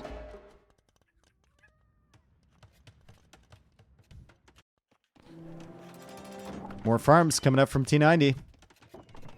The eco's looking pretty good. He should start saving for imps soon. Their first castle is going down over here. He's housed as well. Feels like not an easy map to get host locations. Kind of blocking his own eco back here for the moment. Still holding on to this area too. So it's hard for Scotty to expand as well. And this scout still guarding the relic as well. Relics are probably really important long term if this is a boomy map where you want to play into the late game. Scotty will eventually get this, but T90 delays him a little bit, and he's going to grab some of the relics from the center. There's one coming in. Should be able to get this one. Should be able to get this one at the back. Scotty's got one at the back as well. Is there another monk on the way? Maybe.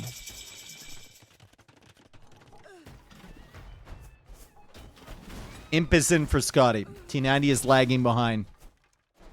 Without a forward castle, though, without forward siege workshop, Scotty will be very late at pushing the eco from T90. Will take him a lot of time to find damage here in Imp. And golems are already on the way out. T90 is stretching out for the stone over here. Remember, the other stone is in the center of the map. So it's hard to get that castle up. And Scotty has no stone income. He could just brute force buy the castle. That might actually be his best play.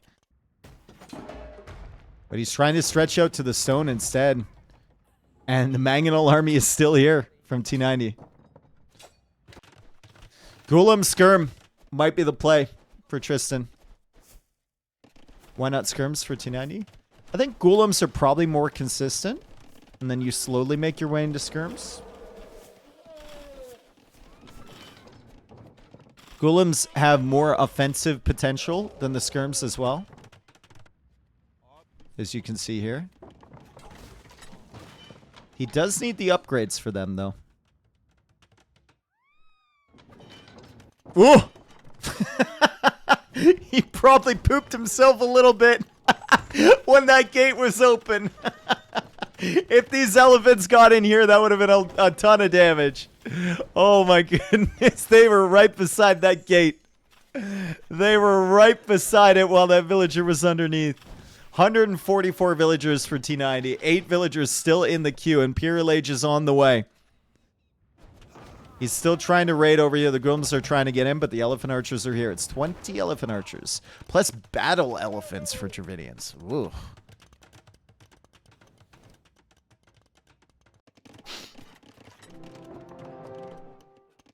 Here come the upgrades, finally. Farming eco is going up. There's a lot of farms built here. I don't think he's taken from all of them, right? 43 villagers on food, 61 farms placed. There's a lot back here he's not taken from. He's lost villagers on those. Should probably stop queuing vills as well. 152 is fine. He's taking food away from the upgrades that he needs, as Scotty now saves up. Likely for Elite Elephant Archer.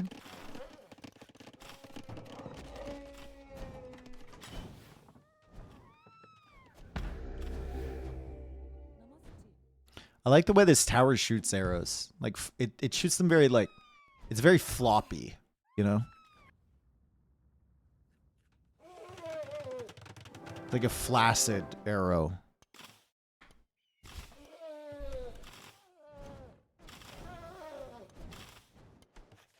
Elite Golem. Elite Elephant Archer on the way from Scotty. This game is the last chance for T90. Hidalgo still sitting over here.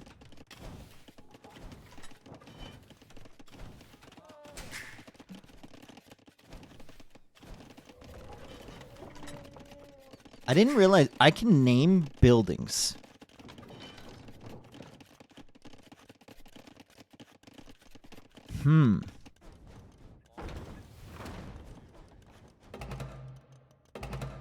Interesting.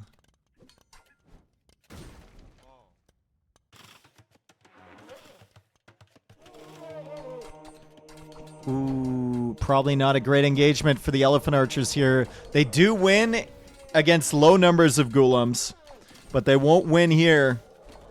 The Golems will just surround and kill, and the Golems cost a lot less than the Elephant Archers do. T90 can come over here and clear this up. 157 villagers.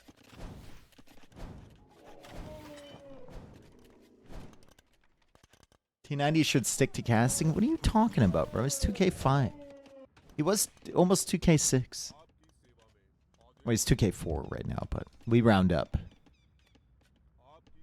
He's doing well, dude. Scotty's a good player. Another castle back here from T90. Archer range is coming in. He's trying to make that tech switch into skirms. Getting Grand Trunk Road as well. He does have 2 relics, so he wasn't able to get all of the relics on the field. But he got quite a few of them. Hand cannon's now coming up from Scotty. This is really nice from T90. I know it's only like 5 units killed, but if you can stall out the hand cannon mass, delay that for as long as possible, and let your golems do the work against these elephant archers, that's massive.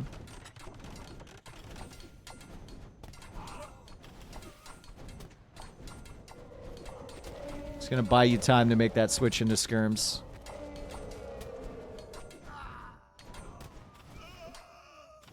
Yeah, nice job from him. Actually, pretty good value with the golems, too. Before even Blast Furnace comes in, he never dealt with this, though. The Elephant Archers will make the way into the back of the base. I mean, it is 164 villagers, so maybe it's good for him. It is probably good for him. He queues up 10 more! We're renaming it. Villager Factory. They never stop producing. The production line is always moving, dude. 24/7.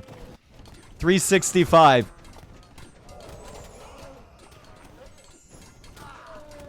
More golems coming in. The hand cannons are here, but at least they're not forward. Scotty going for another castle over here. Just trying to lock down this side of the map. T90, 169 villagers. 169 villagers, and he's making skirms. He hasn't realized. He's stressed out, guys. He is stressed out.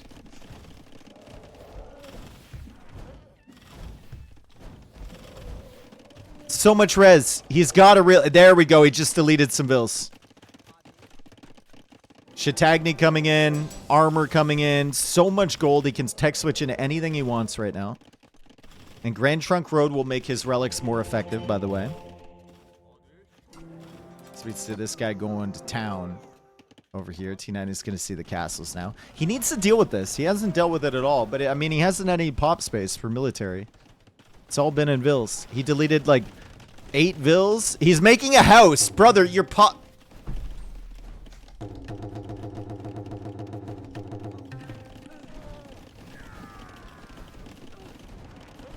Is he missing the relic at the back? Yep. That could be huge. Scotty got his relic. There we go. Finally, some villagers dying to the Elephant Archers. That'll open up some pop space for him. We'll have plenty of space for skirms now. And now it's just going to be T90 with this side of the map. Scotty with this side of the map. Hindustanis against Dravidians. Scotty's going to switch into infantry. I like Hindustanis better, and I do not like the fact that Scotty is leading with his expensive hand cannons in the front of this army, and they're just going to die. It should be full gunpowder here for T90 with like Hussars or Imp Camel or something in front. Give me a second. I got to turn off my AC. It is getting cold in here, man. I'm cutting glass.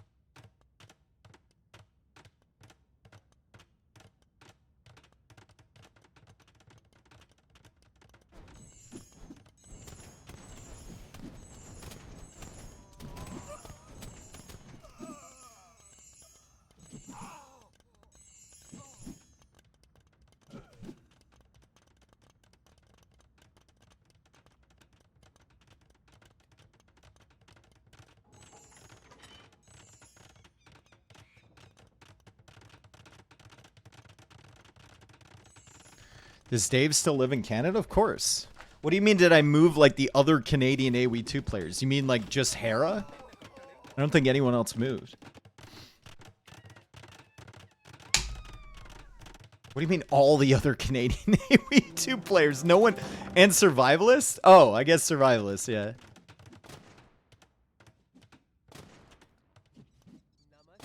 Okay.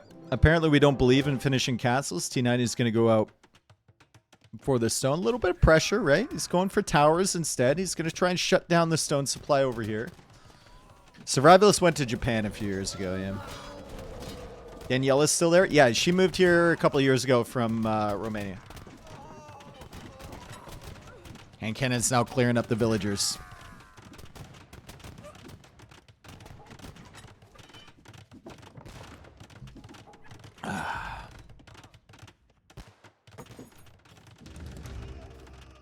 Siege Workshop's coming up. T90 controlling the center of the map. Gold supply is getting a little bit low. He did grab the relic. And he's bringing it back right now. So he's going to have 3 relics. Thought I counted more than 5 total. I did... Oh. That wasn't very nice. I did count 5 at the beginning, but I didn't see the ones at the edges. So I felt like there was more than 5. Maybe I just didn't see it, though. Maybe I saw too many.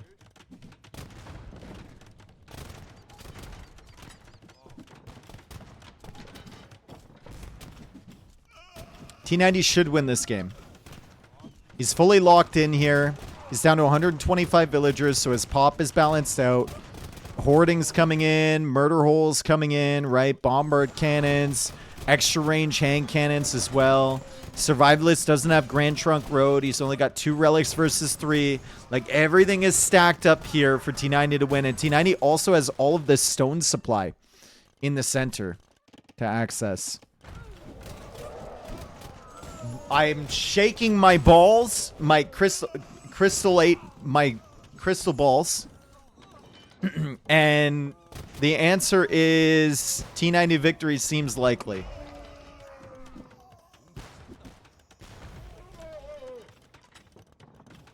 Seems inevitable, actually.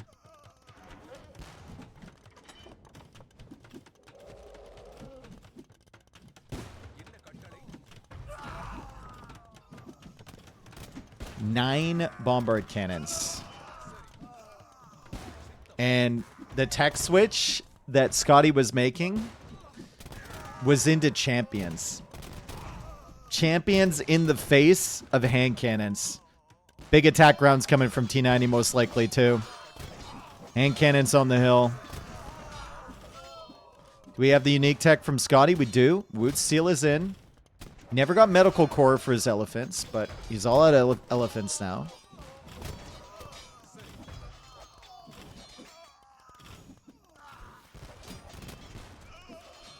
And T90 is making a tech switch now into Hussar. Still plenty of gold for him. I want to see more hand cannons from him. He's got the bombard cannons. Needs the hand cannons to lock it down, but dude, killing a lot of villagers over there, and he's going to kill a lot of villagers over here. Great raids from these. Full upgrades on these, minus the Hussar upgrade, which he can easily afford if he unqueues some of those.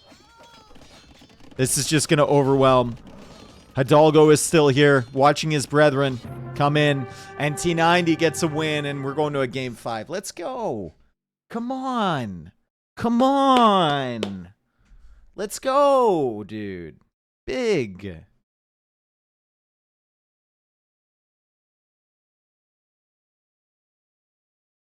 Dude, how is the EAPM so much lower this game than it was? Dude, the first game Scotty played, the average EAPM was 92. 92. And now this game, it's 49. What? Someone check him PC. This is not normally. I guess he kind of like falls off as the game goes later.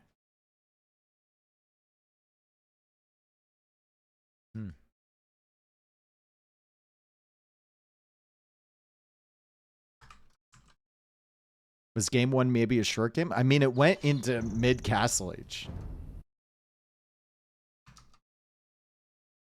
So it didn't fall off that much. Maybe that was the peak and I just misread it. I think it was the average, though. Whew. Is this the finals? No, this is the playoffs. So we've still got Scotty and T90. This is the final quarterfinals.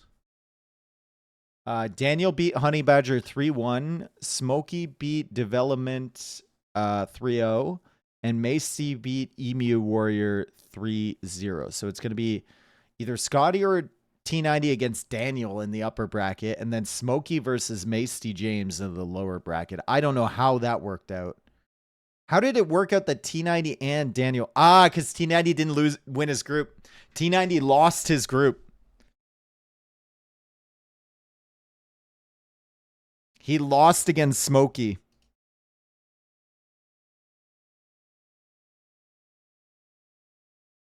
So Smokey goes through on the lower bracket, and we've got arguably the two favorites from the USA, Daniel and T90. I think you could maybe even say like the top 3 players from the USA and Daniel, T90, and Scotty all up on the upper bracket.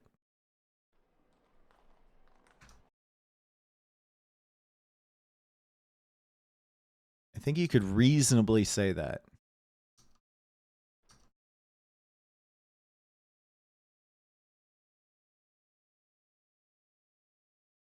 Not sure about that anymore. I mean, maybe not, right? Smokey looks like he had some really good results, so maybe he's up there. Macy looks like he had some really good results, so maybe he's up there. Why was Lily in this tournament? Why? She's Canadian, is she not?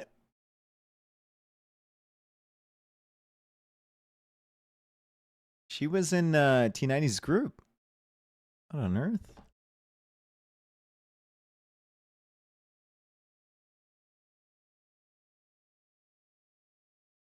She lives in Seattle. Oh, I didn't know that. Okay. I had no idea.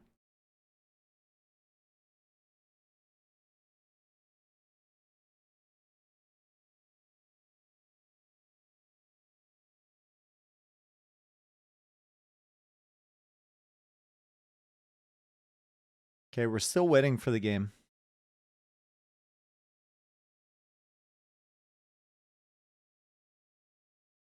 Good set, though. They need a little break here before game 5. It's going to be arena, guys. We knew that coming in. It's going to be arena, and it's Bengalis for T90, and it's going to be Mongols for Scotty. Mongols on arena. Okay.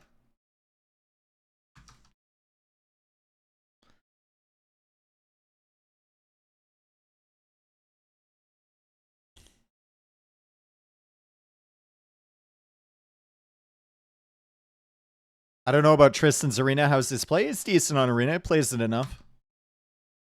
I don't know about Scotty.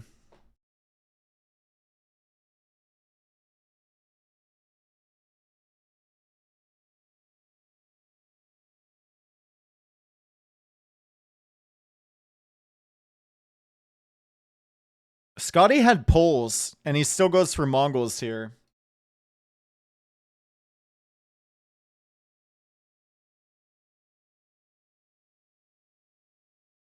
Portuguese was already picked. I just didn't have it marked down. Dr. Happy.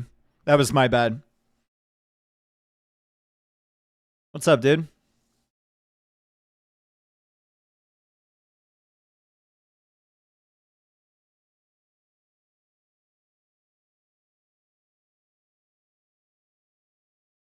I mean, Mongols are still a good civ. On any map, really, just because of the hunt bonus. I just wonder, like, long-term against Bengalis. If I was Tristan, I'd feel pretty confident here.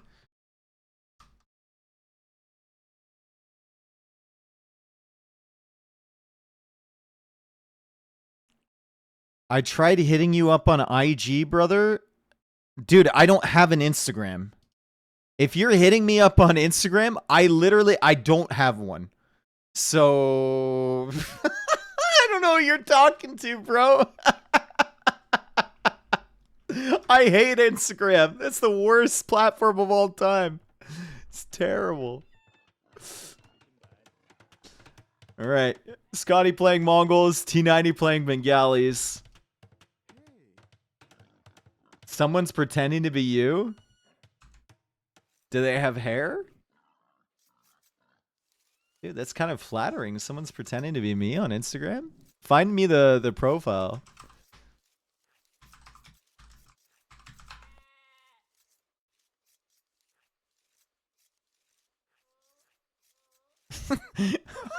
I found a guy, his name is Dave Eboman.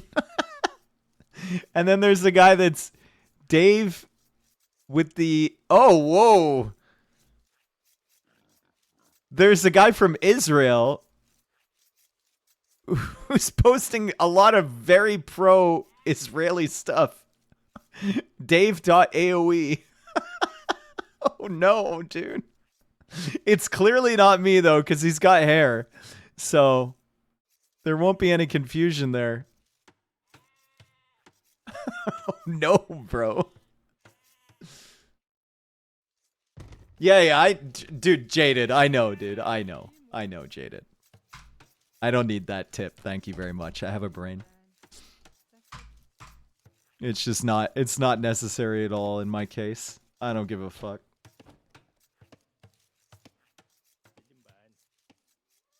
All right. 2-2. Game 5. Are you casting the Brazil land next month? Yeah, I fly out on Sunday.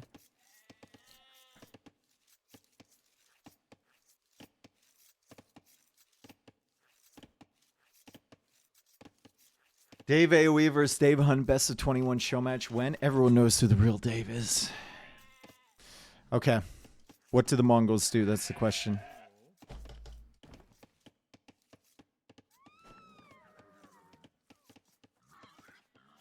Will this be your first time in Brazil? It will be my first time in South America at all. Closest I've been to South America has probably been Jamaica? Jamaica, yeah.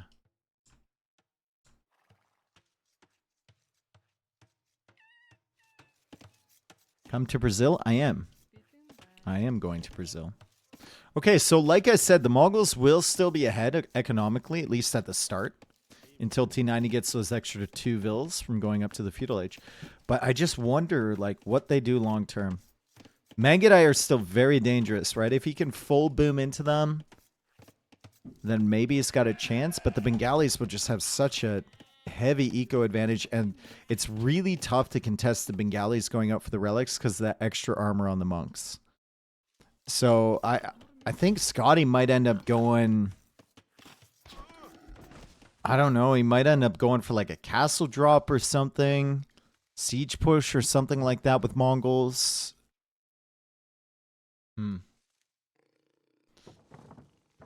Rathas do well versus Mangudai. I don't really think many units do well versus Mangudai, especially not Ratha. What's the Mongols' answer to Elephant Archers? I mean, the general answer late game to Elephant Archers is Onager, right? And Mongols have some of the best siege onagers in the game, so Onager Mangudai should be really good there. Janitors do really well versus Mangudai. Well, fortunately for T90, Scotty isn't playing as the Berbers, so... Like, Camel Archers do well against them, Janitors do well against them, Imp Skirms will do well against them, Lithuanian Tower Shield Skirms will do well against them.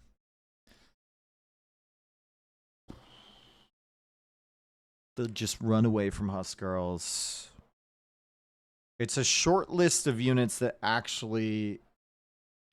you actually feel comfortable with against Mangudai.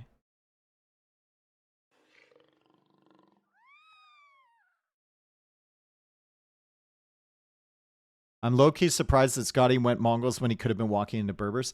I think it's just... May whoever wins this Give Danny Boy a run for his money. Scotty says indeed. So they're chatting. I think if you look at that civilization draft for T90, you're honestly happy if he goes Berbers here. If you're Scotty. Berbers feel like it's a much more winnable position for you than Bengalis. T90 is always picking Bengalis on Arena.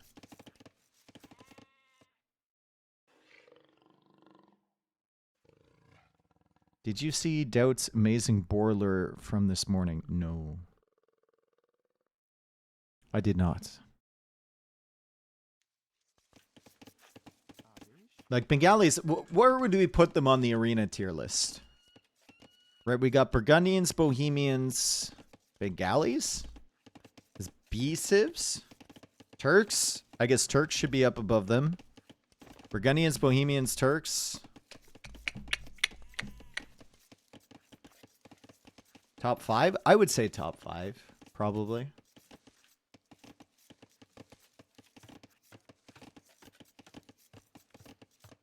Spanish? No. Celts? Nah. Malay? Yeah, Malay might be ahead of them. Portuguese? I don't think Portuguese are ahead of them. They might be, like, even with them. Teutons? No. Teutons are a very specific YOLO pick when you feel like you've been outdrafted.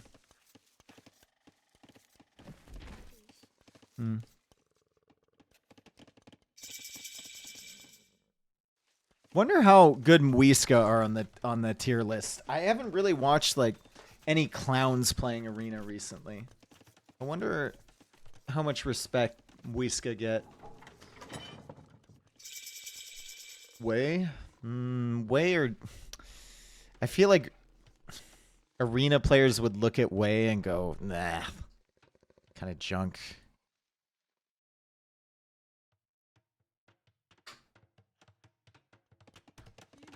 All right, so it will be a castle for Scotty. And T90 can't see that. T90 doesn't know what the strat is going to be. Think he'll go what? Scouts? Or just even... He'll just go Spearman, maybe? Yeah, just Spearman Monk with Bengalis, right?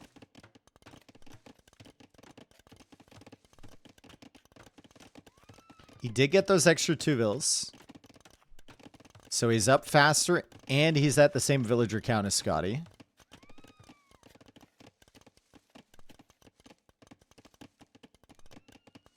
Will T90 go forward, or why the early loom?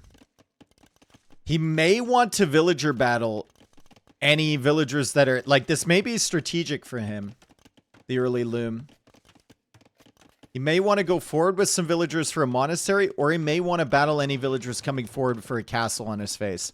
It turns out it's the first option, where he wants to go forward for a monastery. Now, we don't usually see people get loomed for this, especially if they have spearmen to back them up. But maybe he just feels so confident in his civ pick here. He's not taking any chances. How many hits does a scout need to kill a Bengali monk? I think a normal scout needs 3 hits to kill a monk. I think a Bengali monk is 4, right? But I've seen many instances of the monk getting the conversion, even when the scout theoretically should have killed it. And then once you get up to Sanctity, it's like an additional 2 hits or something. So it might be 6 hits with Sanctity. Might not make a difference with Sanctity.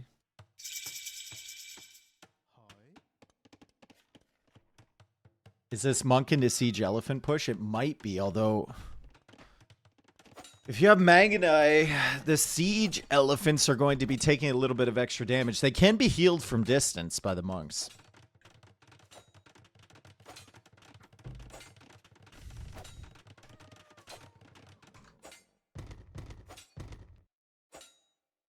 Checking for Stonewall's -1 HP to see if T90 did his little...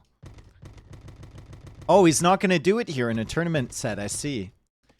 He's not going to go around and attack the walls one at a time.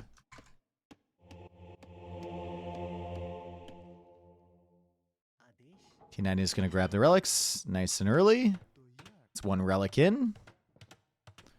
Bringing in the second one over here. Going for this relic over here. So it's going to be a bunch of gold income from these relics immediately. He is missing the relic over here, and he might not find that for a while, actually. It's an unexpected place for a relic to be. As Scotty will see the monk already. Does he see the monasteries? No. For all he knows, it could just be a monastery back here.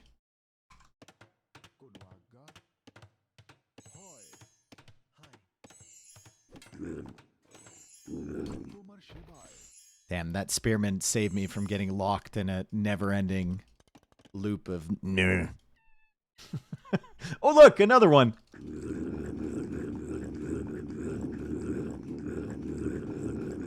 We'll call him Nerf. Oh, no.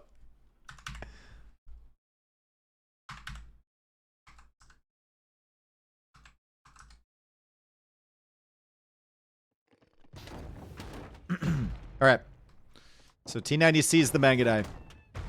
Remember, Scotty had to kind of nuke his eco to go for this castle, right? T90 got 4 extra villagers for free. We will be pushing in here with lots of monks. Scotty has to be very careful trying to take out these monks. They already have Sanctity. Doesn't want to give away his Mangadai for free, and these things have extra Pierce armor. Super difficult to take out. T90 does have to be on point with his conversions, though. He has to pay attention to his monks.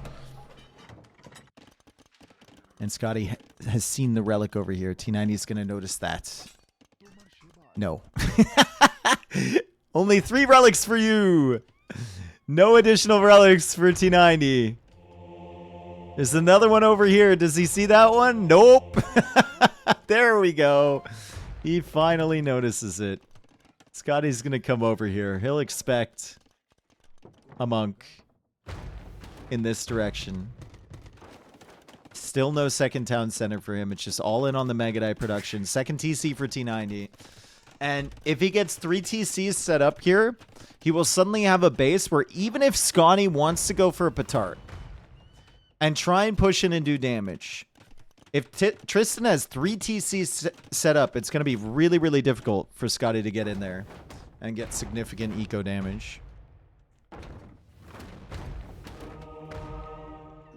Is Gurnurl?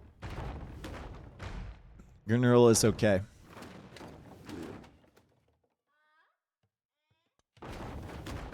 He's alright. Don't worry about him, chat. He's good.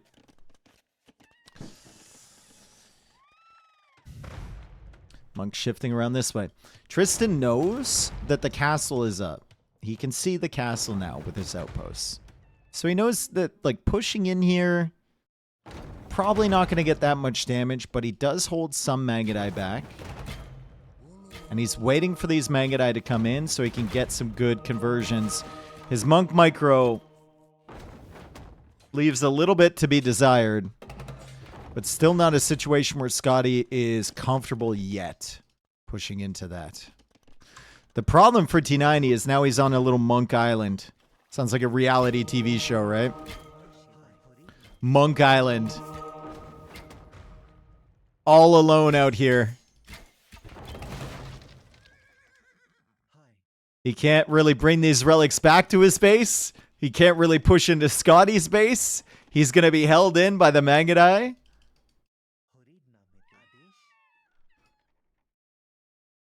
Now I want to see Monk Island, reality TV. 10 monks on an island.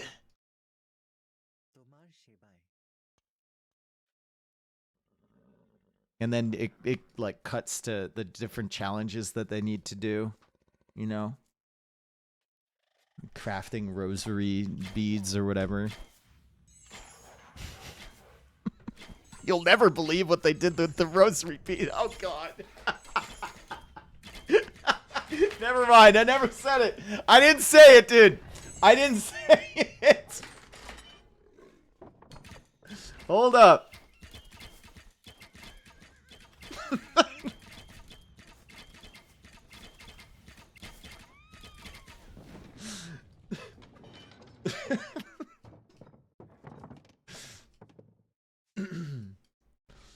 Hold up.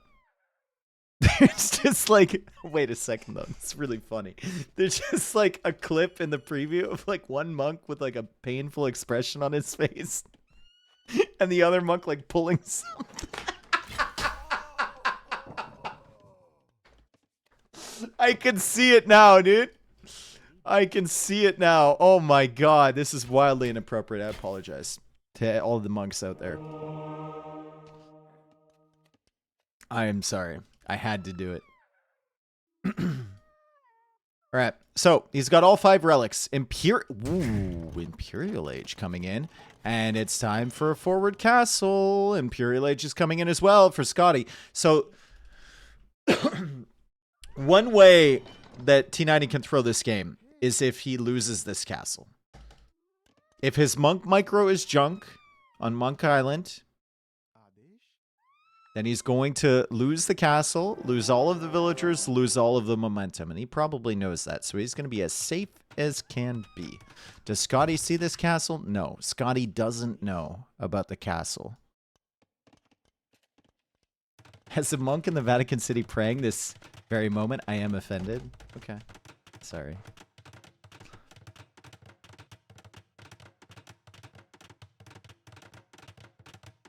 I will say I have had I say influx, but it's been like a few comments recently and emails saying that I don't respect religious people enough.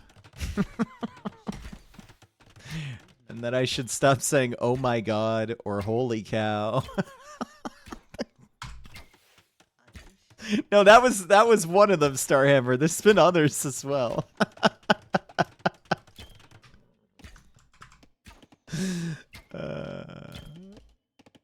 All I can say is keep them coming, dude. They're very entertaining. No ballistics for the Mangadai.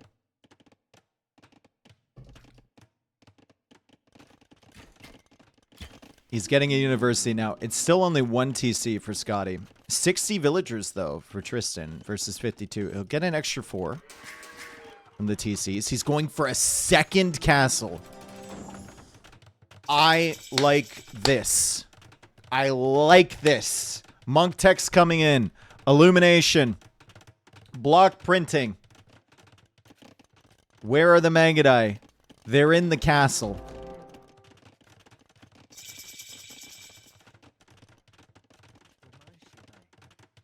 I don't think religious things should be more respected than anything else in particular. I agree. I think everyone should be generally respected, but not to ridiculous levels, especially when a saying is common parlance, as we would say, and is not associated with religion whatsoever.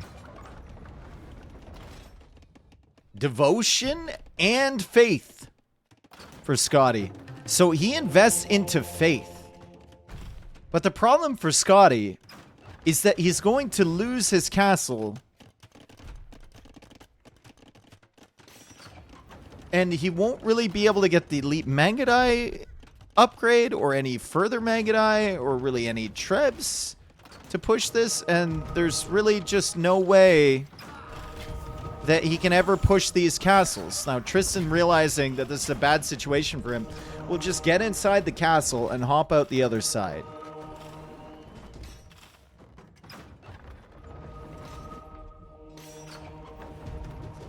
Now, he will realize that something is up when these Mangadai are not converted. They refuse to be converted.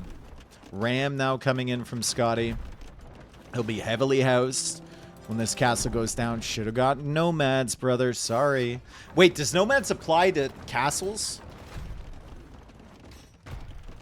Oh, that's a ripoff, dude. They should buff Nomads. So it applies to castle population as well. Would you debate a monk? Only if it was televised.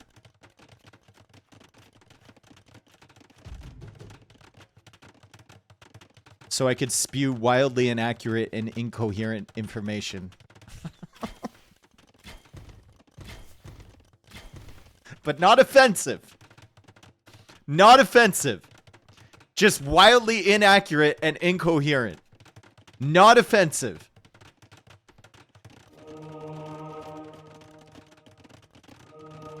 This is bad for Scotty. I think Scotty has known. Usually Scotty doesn't know, but I think he definitely knows that he's been defeated ever since he joined this game.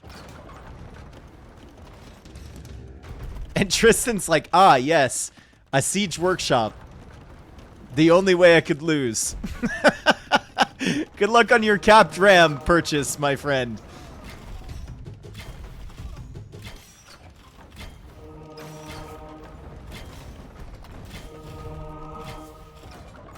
I think it's official.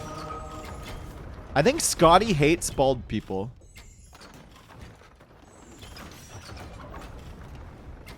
I'm pretty sure Scotty hates bald people because he just ignored the trebs. He sniped the bald men. And he calls it T90, winning the last 2 games there. He won it in the draft for this game 5.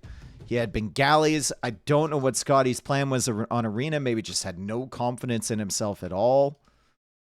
Bengalis take the win.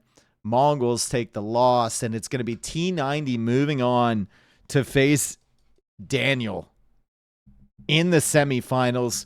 Fantastic set from Tristan. I'm sure he's already here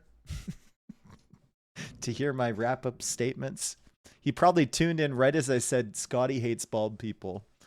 And he's like, oh, man. A lot of great insights.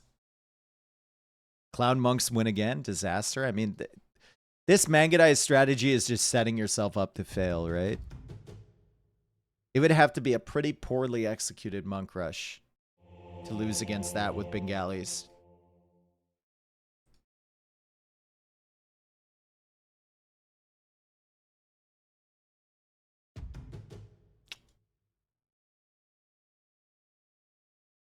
At this level, anyway.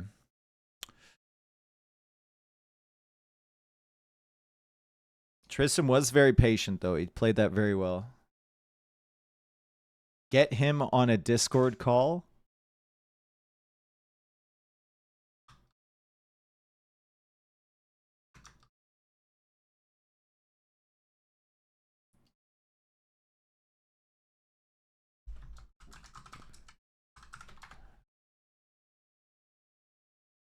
He says, let's fucking go. I played like shit, and I was so tilted after game through. Fought through it. Let's go.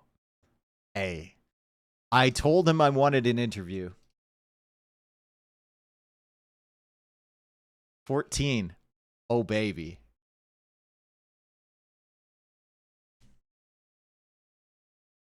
Dude, watch him join the casting booth. He won't even answer my... He's not answering my call.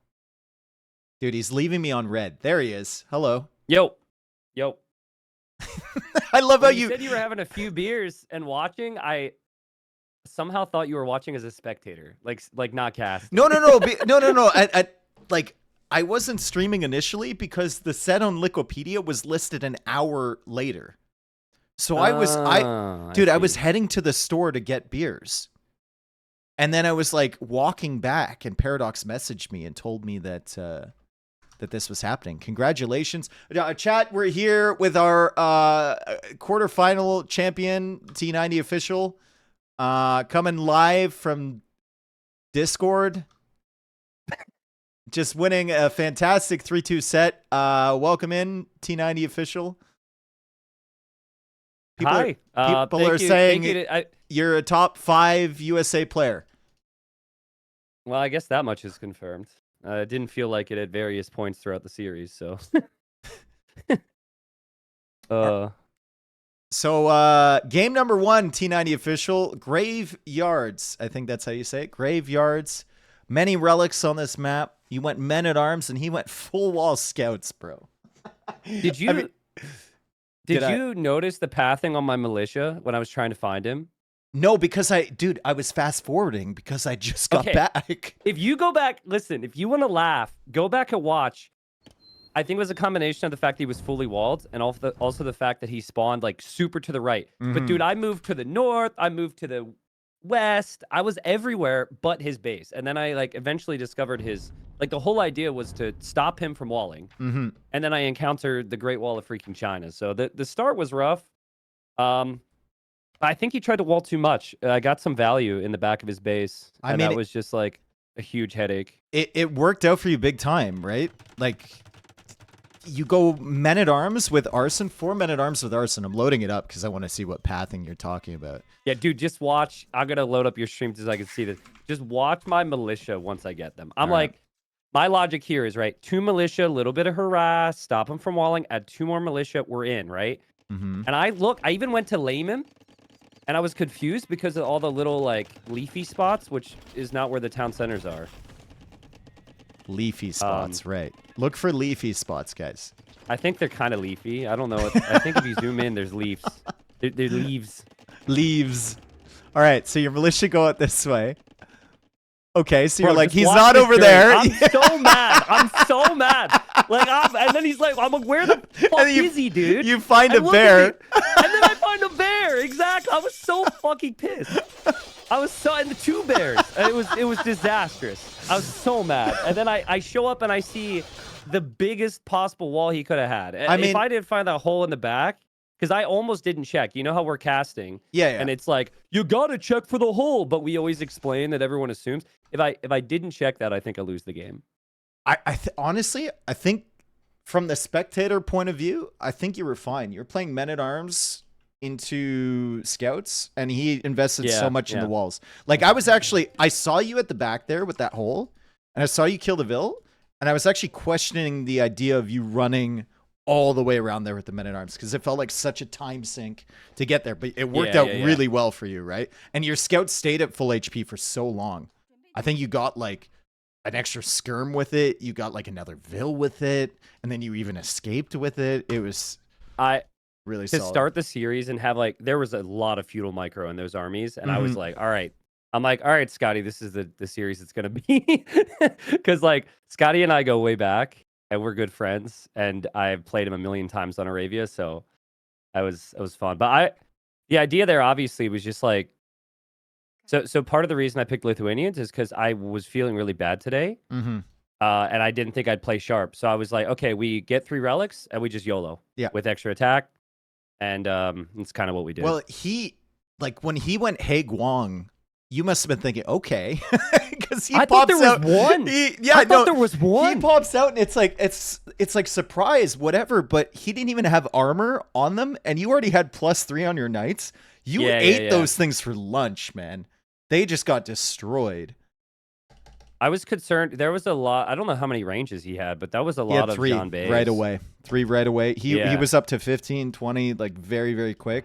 But then he yeeted his entire army to kill your monks and a few scorpions. And at that point, it was just kind of like, okay, here we go. Yeah, it was. I was worried initially, but I've learned. So I think the base attack for Jean Bay is what? 5, not 6, right? So your instinct as a CA player is to just snipe a couple scorpions, but it's actually way harder with that unit. So I was feeling pretty good. That unit just feels so weird to me. Like once the charge attack is gone, it's just a worse. It feels like significantly worse Cav Archer. It's just... I think the Civ's eco is insane, but if he takes pressure, then we were able to be good. Let me give you some context, by the way, for like the rest of the series. So Scotty told me that he was training with Dragonstar weeks ago, right? So you're expecting all sorts of random stuff from him, right? Yes, dude. Like, I'm like thinking he's gonna go phosphorus style stuff. Like, I didn't know. I thought it was gonna be either that or like drushing and laming. So yeah, I was a little scared, but I expected what he would do in game 2. I think I threw that game hard. I don't know what went wrong. I guess I made way too many militia. All right. Well, I mean, we get into game 2, and it was the Mesa Verde. I mean, I think the militia, obviously the militia strat, I haven't watched any of this tournament, but it seems like it's the meta just because the food sources are pretty limited there. You're just kind of going into militia and you have so many houses early. And you both drafted for that first. So that seems like the priority for me. Japanese Aztecs.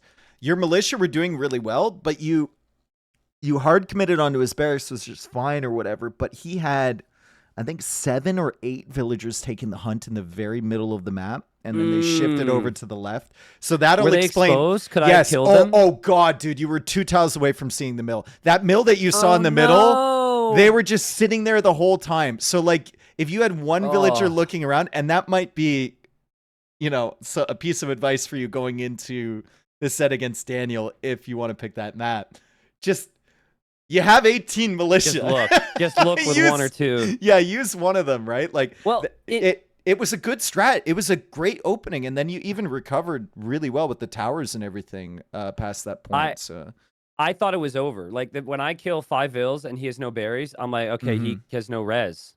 So I kind of thought it was over. But yeah, it was a great, honestly, amazing recovery from him because like he had to play lots of army, he had to catch up in eco. So that was like a good example of how. And also, I felt really good about my mangonel micro. That was maybe the best micro I've had in a long time. You had in the really middle good mangonel micro. Yep. And he still had such good eco, it didn't matter. So he kind of threw away some army. You had a few moments there, like you were the significantly better player in that game with micro. He won. Yeah. You won every straight up fight. Every fight you were even disadvantaged and you won. But I mean, his archer mass early just kind of cooked you. Also, I wanted to ask, like, when you were defending there in Castle Age and he was pushing in you with mangonels, is there a reason you go for a siege workshop in defense instead of like guard tower? I placed university. I clicked guard tower like 17 times and I just never had the res. So I kept, you're microing so much and trying to do whatever. No. So I meant when you first got to Castle Age. Because I felt like if I go guard tower, I'm still in a losing position with map control, and it just holds that. Okay. Now maybe I would have had a Vill lead or something, but I kind of had a feeling that his eco was then better, and I needed to move out. Okay. So that was the reason. Also, yeah, I'm rewatching this game now. Like him getting through with those man-at-arms, when I could have easily walled them out, nuked my whole eco. That was really rough. Well, you saw the hole on the wood line that he went through, and then there was like another house that you didn't build, right? If you never played the map, it's a really awkward map. So it's fun to watch though, because it's really chaotic. So, but yeah, if you had found those vills, you would have been fine. You must have been wondering when he had that archer mass, and then when he finally got up to Castle Age. Like normally you expect when they hit Castle Age, but when he hit Castle Age there after you saw his eco, you must have been like, what the hell is going on here? Yeah, when I saw the vills on the left side, that's when I knew he had sneak eco earlier in the game. But like I didn't realize that he had like 8 vills that I could have just sniped the whole time. It's crazy. Okay, so game 3, Land Madness, he got that crazy archer mass up with Portuguese.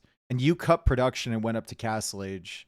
And it just kind of felt like regardless of how much you rated, you just could not deal with whatever he had in the middle. So again, like I had too much information. I knew that he trained with Dragonstar, and like Dragonstar was like, I can't tell you the stuff yet. And Scotty was like, I can't tell you the stuff yet. And in my preparation, I wanted to ban fast castle strats, and Portuguese is one of the best ones. So what happened was, instead of going 18 or 19 pop up, I actually sent my scout away from pushing deer to go scout him. And again, I couldn't fucking find him anywhere. And he went 19 pop up. I was wondering about that with Romans. Yeah. It's a little late. Yeah. It was actually 20 because I didn't 20, push deer that's right. because no loom, I right? wanted to... I convinced myself he was going fast castle organ guns, which of course I then see he didn't do. But I wanted to like if I see 4 on wood and I see a couple vills on stone, then I probably go fast castle myself. I mean, to be fair to you though, you did get 2 double deer pushes. So it was kind of the same thing at the end of the day. But I mean, you're talking about the start of the game. At the end of the day, if he's going to play meta and you go up 1 villager later and you didn't even have loom, it doesn't really matter. That's what you're hard focused on, but it doesn't even matter past that point. It's like, I know, right? You still were in a good position, and it just kind of got away from you. I was stuck. Like if I make his comp is way better, right? If I make a skirms, he already has a stable and can make knights. And so like his crossbows are everywhere. There was a period there I did a bunch with counter raids, but there was still the issue where I was sacrificing my knights to get the counter raids. Yeah. And I couldn't really sustain any more army at home. So yeah, that's an issue that you just run into there against Portuguese. I think they can field so much more army. Yeah, and the fact you can't TC directly on the woodlines is also just absolutely brutal there, right? Yeah, I had some really rough There were moments in the game where I didn't even want to like look at my own wood lines to fix it because they were so bad. Like this gives me so much anxiety that's gonna last the next 2 games. So I need to look at the corner of the map and just hard patrol my military. It's the most relatable thing ever. It's like I know this is a problem, but we're putting it on the back burner. like the one point where I had that square wood line, I placed like 6 lumber camps on it, and he kept running around, and then 4 your scorpions couldn't patrol- get Oh. And every lumber camp or TC you place just puts you further and further away from ballistics to make them actually effective as well. It's just horrible. Yeah, it's that was awful. rough. Well, I mean, that was the down point of the set, and then you go on to.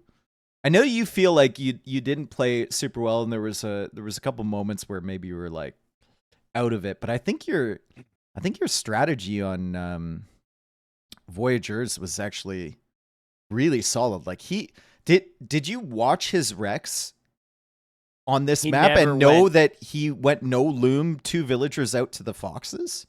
Like, do you know you were gonna get picks there? Actually, I backdated my game to a previous patch to watch his first group stage rec before the series, and I looked at those vills and I was like, he'll never do that again because that's dumb. Yeah, and he did it again. So you're such a nerd, dude. You are such. Well, a nerd. The funny thing is it wasn't even the previous live patch. I had to go. Oh, get, it's like, the other special one. access Oh patch. no. But yeah, I really felt like my strategy was way worse. And I just had to vibe my way back into it basically. Like I'm sure the gold corner spawns in different areas, and him having all that gold in the back was really bad for me. So I just tried to harass and make it messy, and thankfully my vills are super cheap, and we figured it out. Wait, the gold corner doesn't always spawn at the back of your base? No. Sometimes it's like that could be north and south with those gold corners, which completely changes your approach. Changes the map. Yeah. Oh my god. Yes. The other thing too is the little horses that spawn, that you can collect. It's just completely random. So some games I'll find like 4 horses, my opponent will get 0, and other times it's 50-50. So. Well, I named your horse Hidalgo, so. Well, hopefully he was still alive at the end. He was, actually. He was sitting in the middle of Scotty's base the entire game, so. But see, some people just don't pay attention to the important things. Look yeah, exactly. Exactly. No, I thought your strategy, like your strategy was really good there. There were some execution issues, like with timing and stuff, but I can imagine that it's, number one, super difficult to farm on that map because there's no space anywhere. And then number 2, if you go like heavy military production and then you're into a 4 or 5 TC boom, you end up making way too many villagers, which I think. Yeah. Yeah, I think you had like 168 at one point and you were pumping skirms. And I did the classic. I did the classic where I delete 30 vills and then queue up 15 more a bunch of times. Yeah. But again, like that, I just hit a point. Is also a relatively long game and series, so I just, I'm not playing 100%. So you just got to be better. I don't think he was either. So we're both at like 80%. We just got to figure it out. And like for me, the second I started getting some rating damage, I was like, oh yeah, baby, we're in this. Because I was really late with a lot of things I needed that game. So I was freaking like after game 4, because at the start I was tilted by all these small things. I was frustrated. We bring it back, and then I was like excited, and then I was like, okay, Tristan, calm down. You need to lock in here. We got a 5th game. So well, with the 5th game, you won 2 hours before when you drafted. Like Mongols can be kind of dangerous, true, if you get the Mangadai, but realistically, dude, you had Bengalis.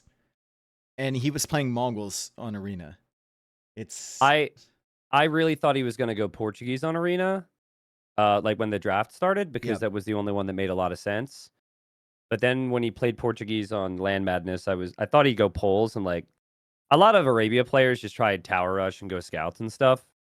So that's kind of what I was expecting. But the Mangadai felt like it was on the way because he was not active with his scout for a very long time. It was like he was trying to hide something there. So, but also, like, what else are they gonna do? Right? It's either full boom into Mangadai, or it's castle into Mangadai, or it's some like YOLO siege push, which doesn't even accomplish that much against Bengalis. It's Yeah. Yeah, I mean, I'm not. It's not exciting gameplay because I felt like my Civ was just way better, but also we did the job. So we Well, did the job and made it happen. I was a little worried that he was gonna like just snipe one group of 5 monks early and then just ram down my monasteries and then I might be dead. So yeah. I mean, it was good, dude. You're on to face Daniel. I was surprised that you, Scotty, and Daniel were all in the upper bracket, but you threw away your chance to meet Daniel in the final when you I threw a when you game because I lost had to 500 Smokey. milligrams of 500 milligrams of caffeine that day. Thought that was a good idea, and I was jittery as hell. So yeah. Who counts their caffeine in milligrams, bro? What do you? I mean, I did afterwards because I was like, did you pop why a was I pill so? or something? I was like, why was I so anxious? Was I so bad? Oh yeah, So yeah. I mean, listen. If I lose to Daniel, if you lose to Daniel, you can't be disappointed. That's the way I see it. So if I lose to Daniel, it's whatever. Like I'm saying this now because I'm not playing, but I'm not gonna have a lot of nerves. I've got some strats cooked up to try and take him down, and obviously you take Daniel down in USA Cup, you could maybe win it. So we'll see. But I got to play in like 48 hours, so I got to start cooking. How good Start cooking are now. I haven't watched any of the games. How good are Masty and Smokey right now? Well, first off, there's a very good chance they're listening, so I'm going to say they're incredible. No, realistically, they're both really, really good, really solid. I can't really say I can't describe their play styles in a very specific way. They kind of do all the right things. Masty's maybe a little bit like worse on open maps than Smokey, but yeah, they're young and they're like 3 years ago they wouldn't have been in USA Cup, so it's exciting to have them in the semis. I will say Daniel has only lost one game so far in this tournament to Honey Badger, and it was on that Mesa Verde map. He got a bye. So he would have lost another game. He got a bye. What do you mean he got a by who? Like he didn't have to play the round at 12. Oh, you know? yeah. He got rewarded for being good, right? So, but yeah, no, I mean Daniel's really good. I'm curious though, because like there's all these little sections of people who are practicing and training, and I wonder if Daniel is like. Daniel might do what I did today, and he might mind game himself against me, right? Like he's gonna be convinced I'm gonna do some crazy shit, and maybe I just play standard. So we'll see. You just gotta get some. Oh, he might be. No, he's not listening to this. No, he's 100% listening. He takes this very seriously, bro. He's definitely scouting. Bro, I right know now. Daniel's schedule. All right, he's been asleep for 45 minutes. Guy wakes up at like 3 in the morning. All right. Bro, I'm looking at your chat right now. AOC Daniel, community VIP, in the list of chatters. He's listening. Ooh, really? Ooh. Or he was here at some point. You know how that doesn't always work. Oh. He's definitely around. Daniel likes to act like he doesn't care and stuff, but this is a 3K prize pool, and like all the pressure's on him to win it, so he cares for sure. Show yourself, coward. I feel bad for outing him like that, but 100%. So. But no, I think for Daniel, it's going to be, I got to play my very, very best, which is like 30% of the time, and have a good draft. Yeah. But, we'll take it one game at a time and see. Has he been good on the custom maps? I guess throughout the group stage, it's kind of like, I don't know how the draft worked, but it looked like... He didn't play that many. He was in a group, I think, with a lot of like hamsters. So he played a lot of more standard stuff. Like people were picking Land Madness against him and all that, which is like, why would you do that against Daniel? Yeah, like I'm looking at Ink's. Like Ink picked Graveyard, Socotra, and Land Madness against Daniel. Yeah.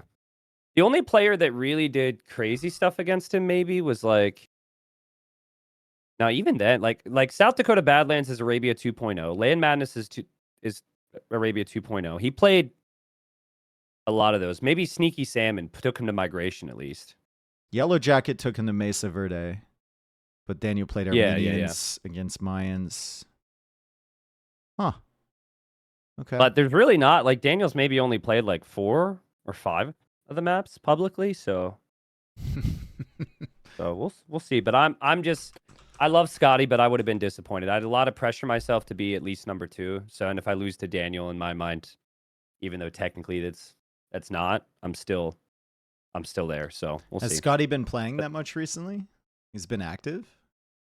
I think he's fairly active on the ladder. We both were away for a week, so I think it's why we both were not playing great or our best. Like I said, I know he was training and cooking up some stuff. So to me, Scotty picking Voyagers as a home map tells me that he prepared a decent amount. Yeah. I would have never expected him to do that. Well, I mean, he picked both of the And Mesa Verde too. Yeah, Yeah, 2 of the new new maps. maps. Exactly. Yep. Yeah. Okay. Well, I mean, you got through. You did good. Yeah, I don't good. think you played as Yeah. bad as you think you did. Well, that's the thing, man. You got to just like, I think too much, and it's hard to turn my brain off. It's probably just caster brain. But Well, like, it's great because Daniel thinks you even just more gotta than you do. So he's exactly. got the same And problem. you gotta like, for the top 10, it's like, okay, they're borderline flawless all the time, and then it's like, what strategy did you pick? But like for us, the top in the 50 to 80 range, wherever you might put me, maybe higher than that. You got to force your way through some bullshit in a best of 5, right? Like no one's playing their best and things go wrong. So that's why it can be fun to watch sometimes. USA Cup has been fun. Shout out again to Paradox and Ace John for putting this on. Everyone who's been watching too. It's been a real pleasure to be able to play.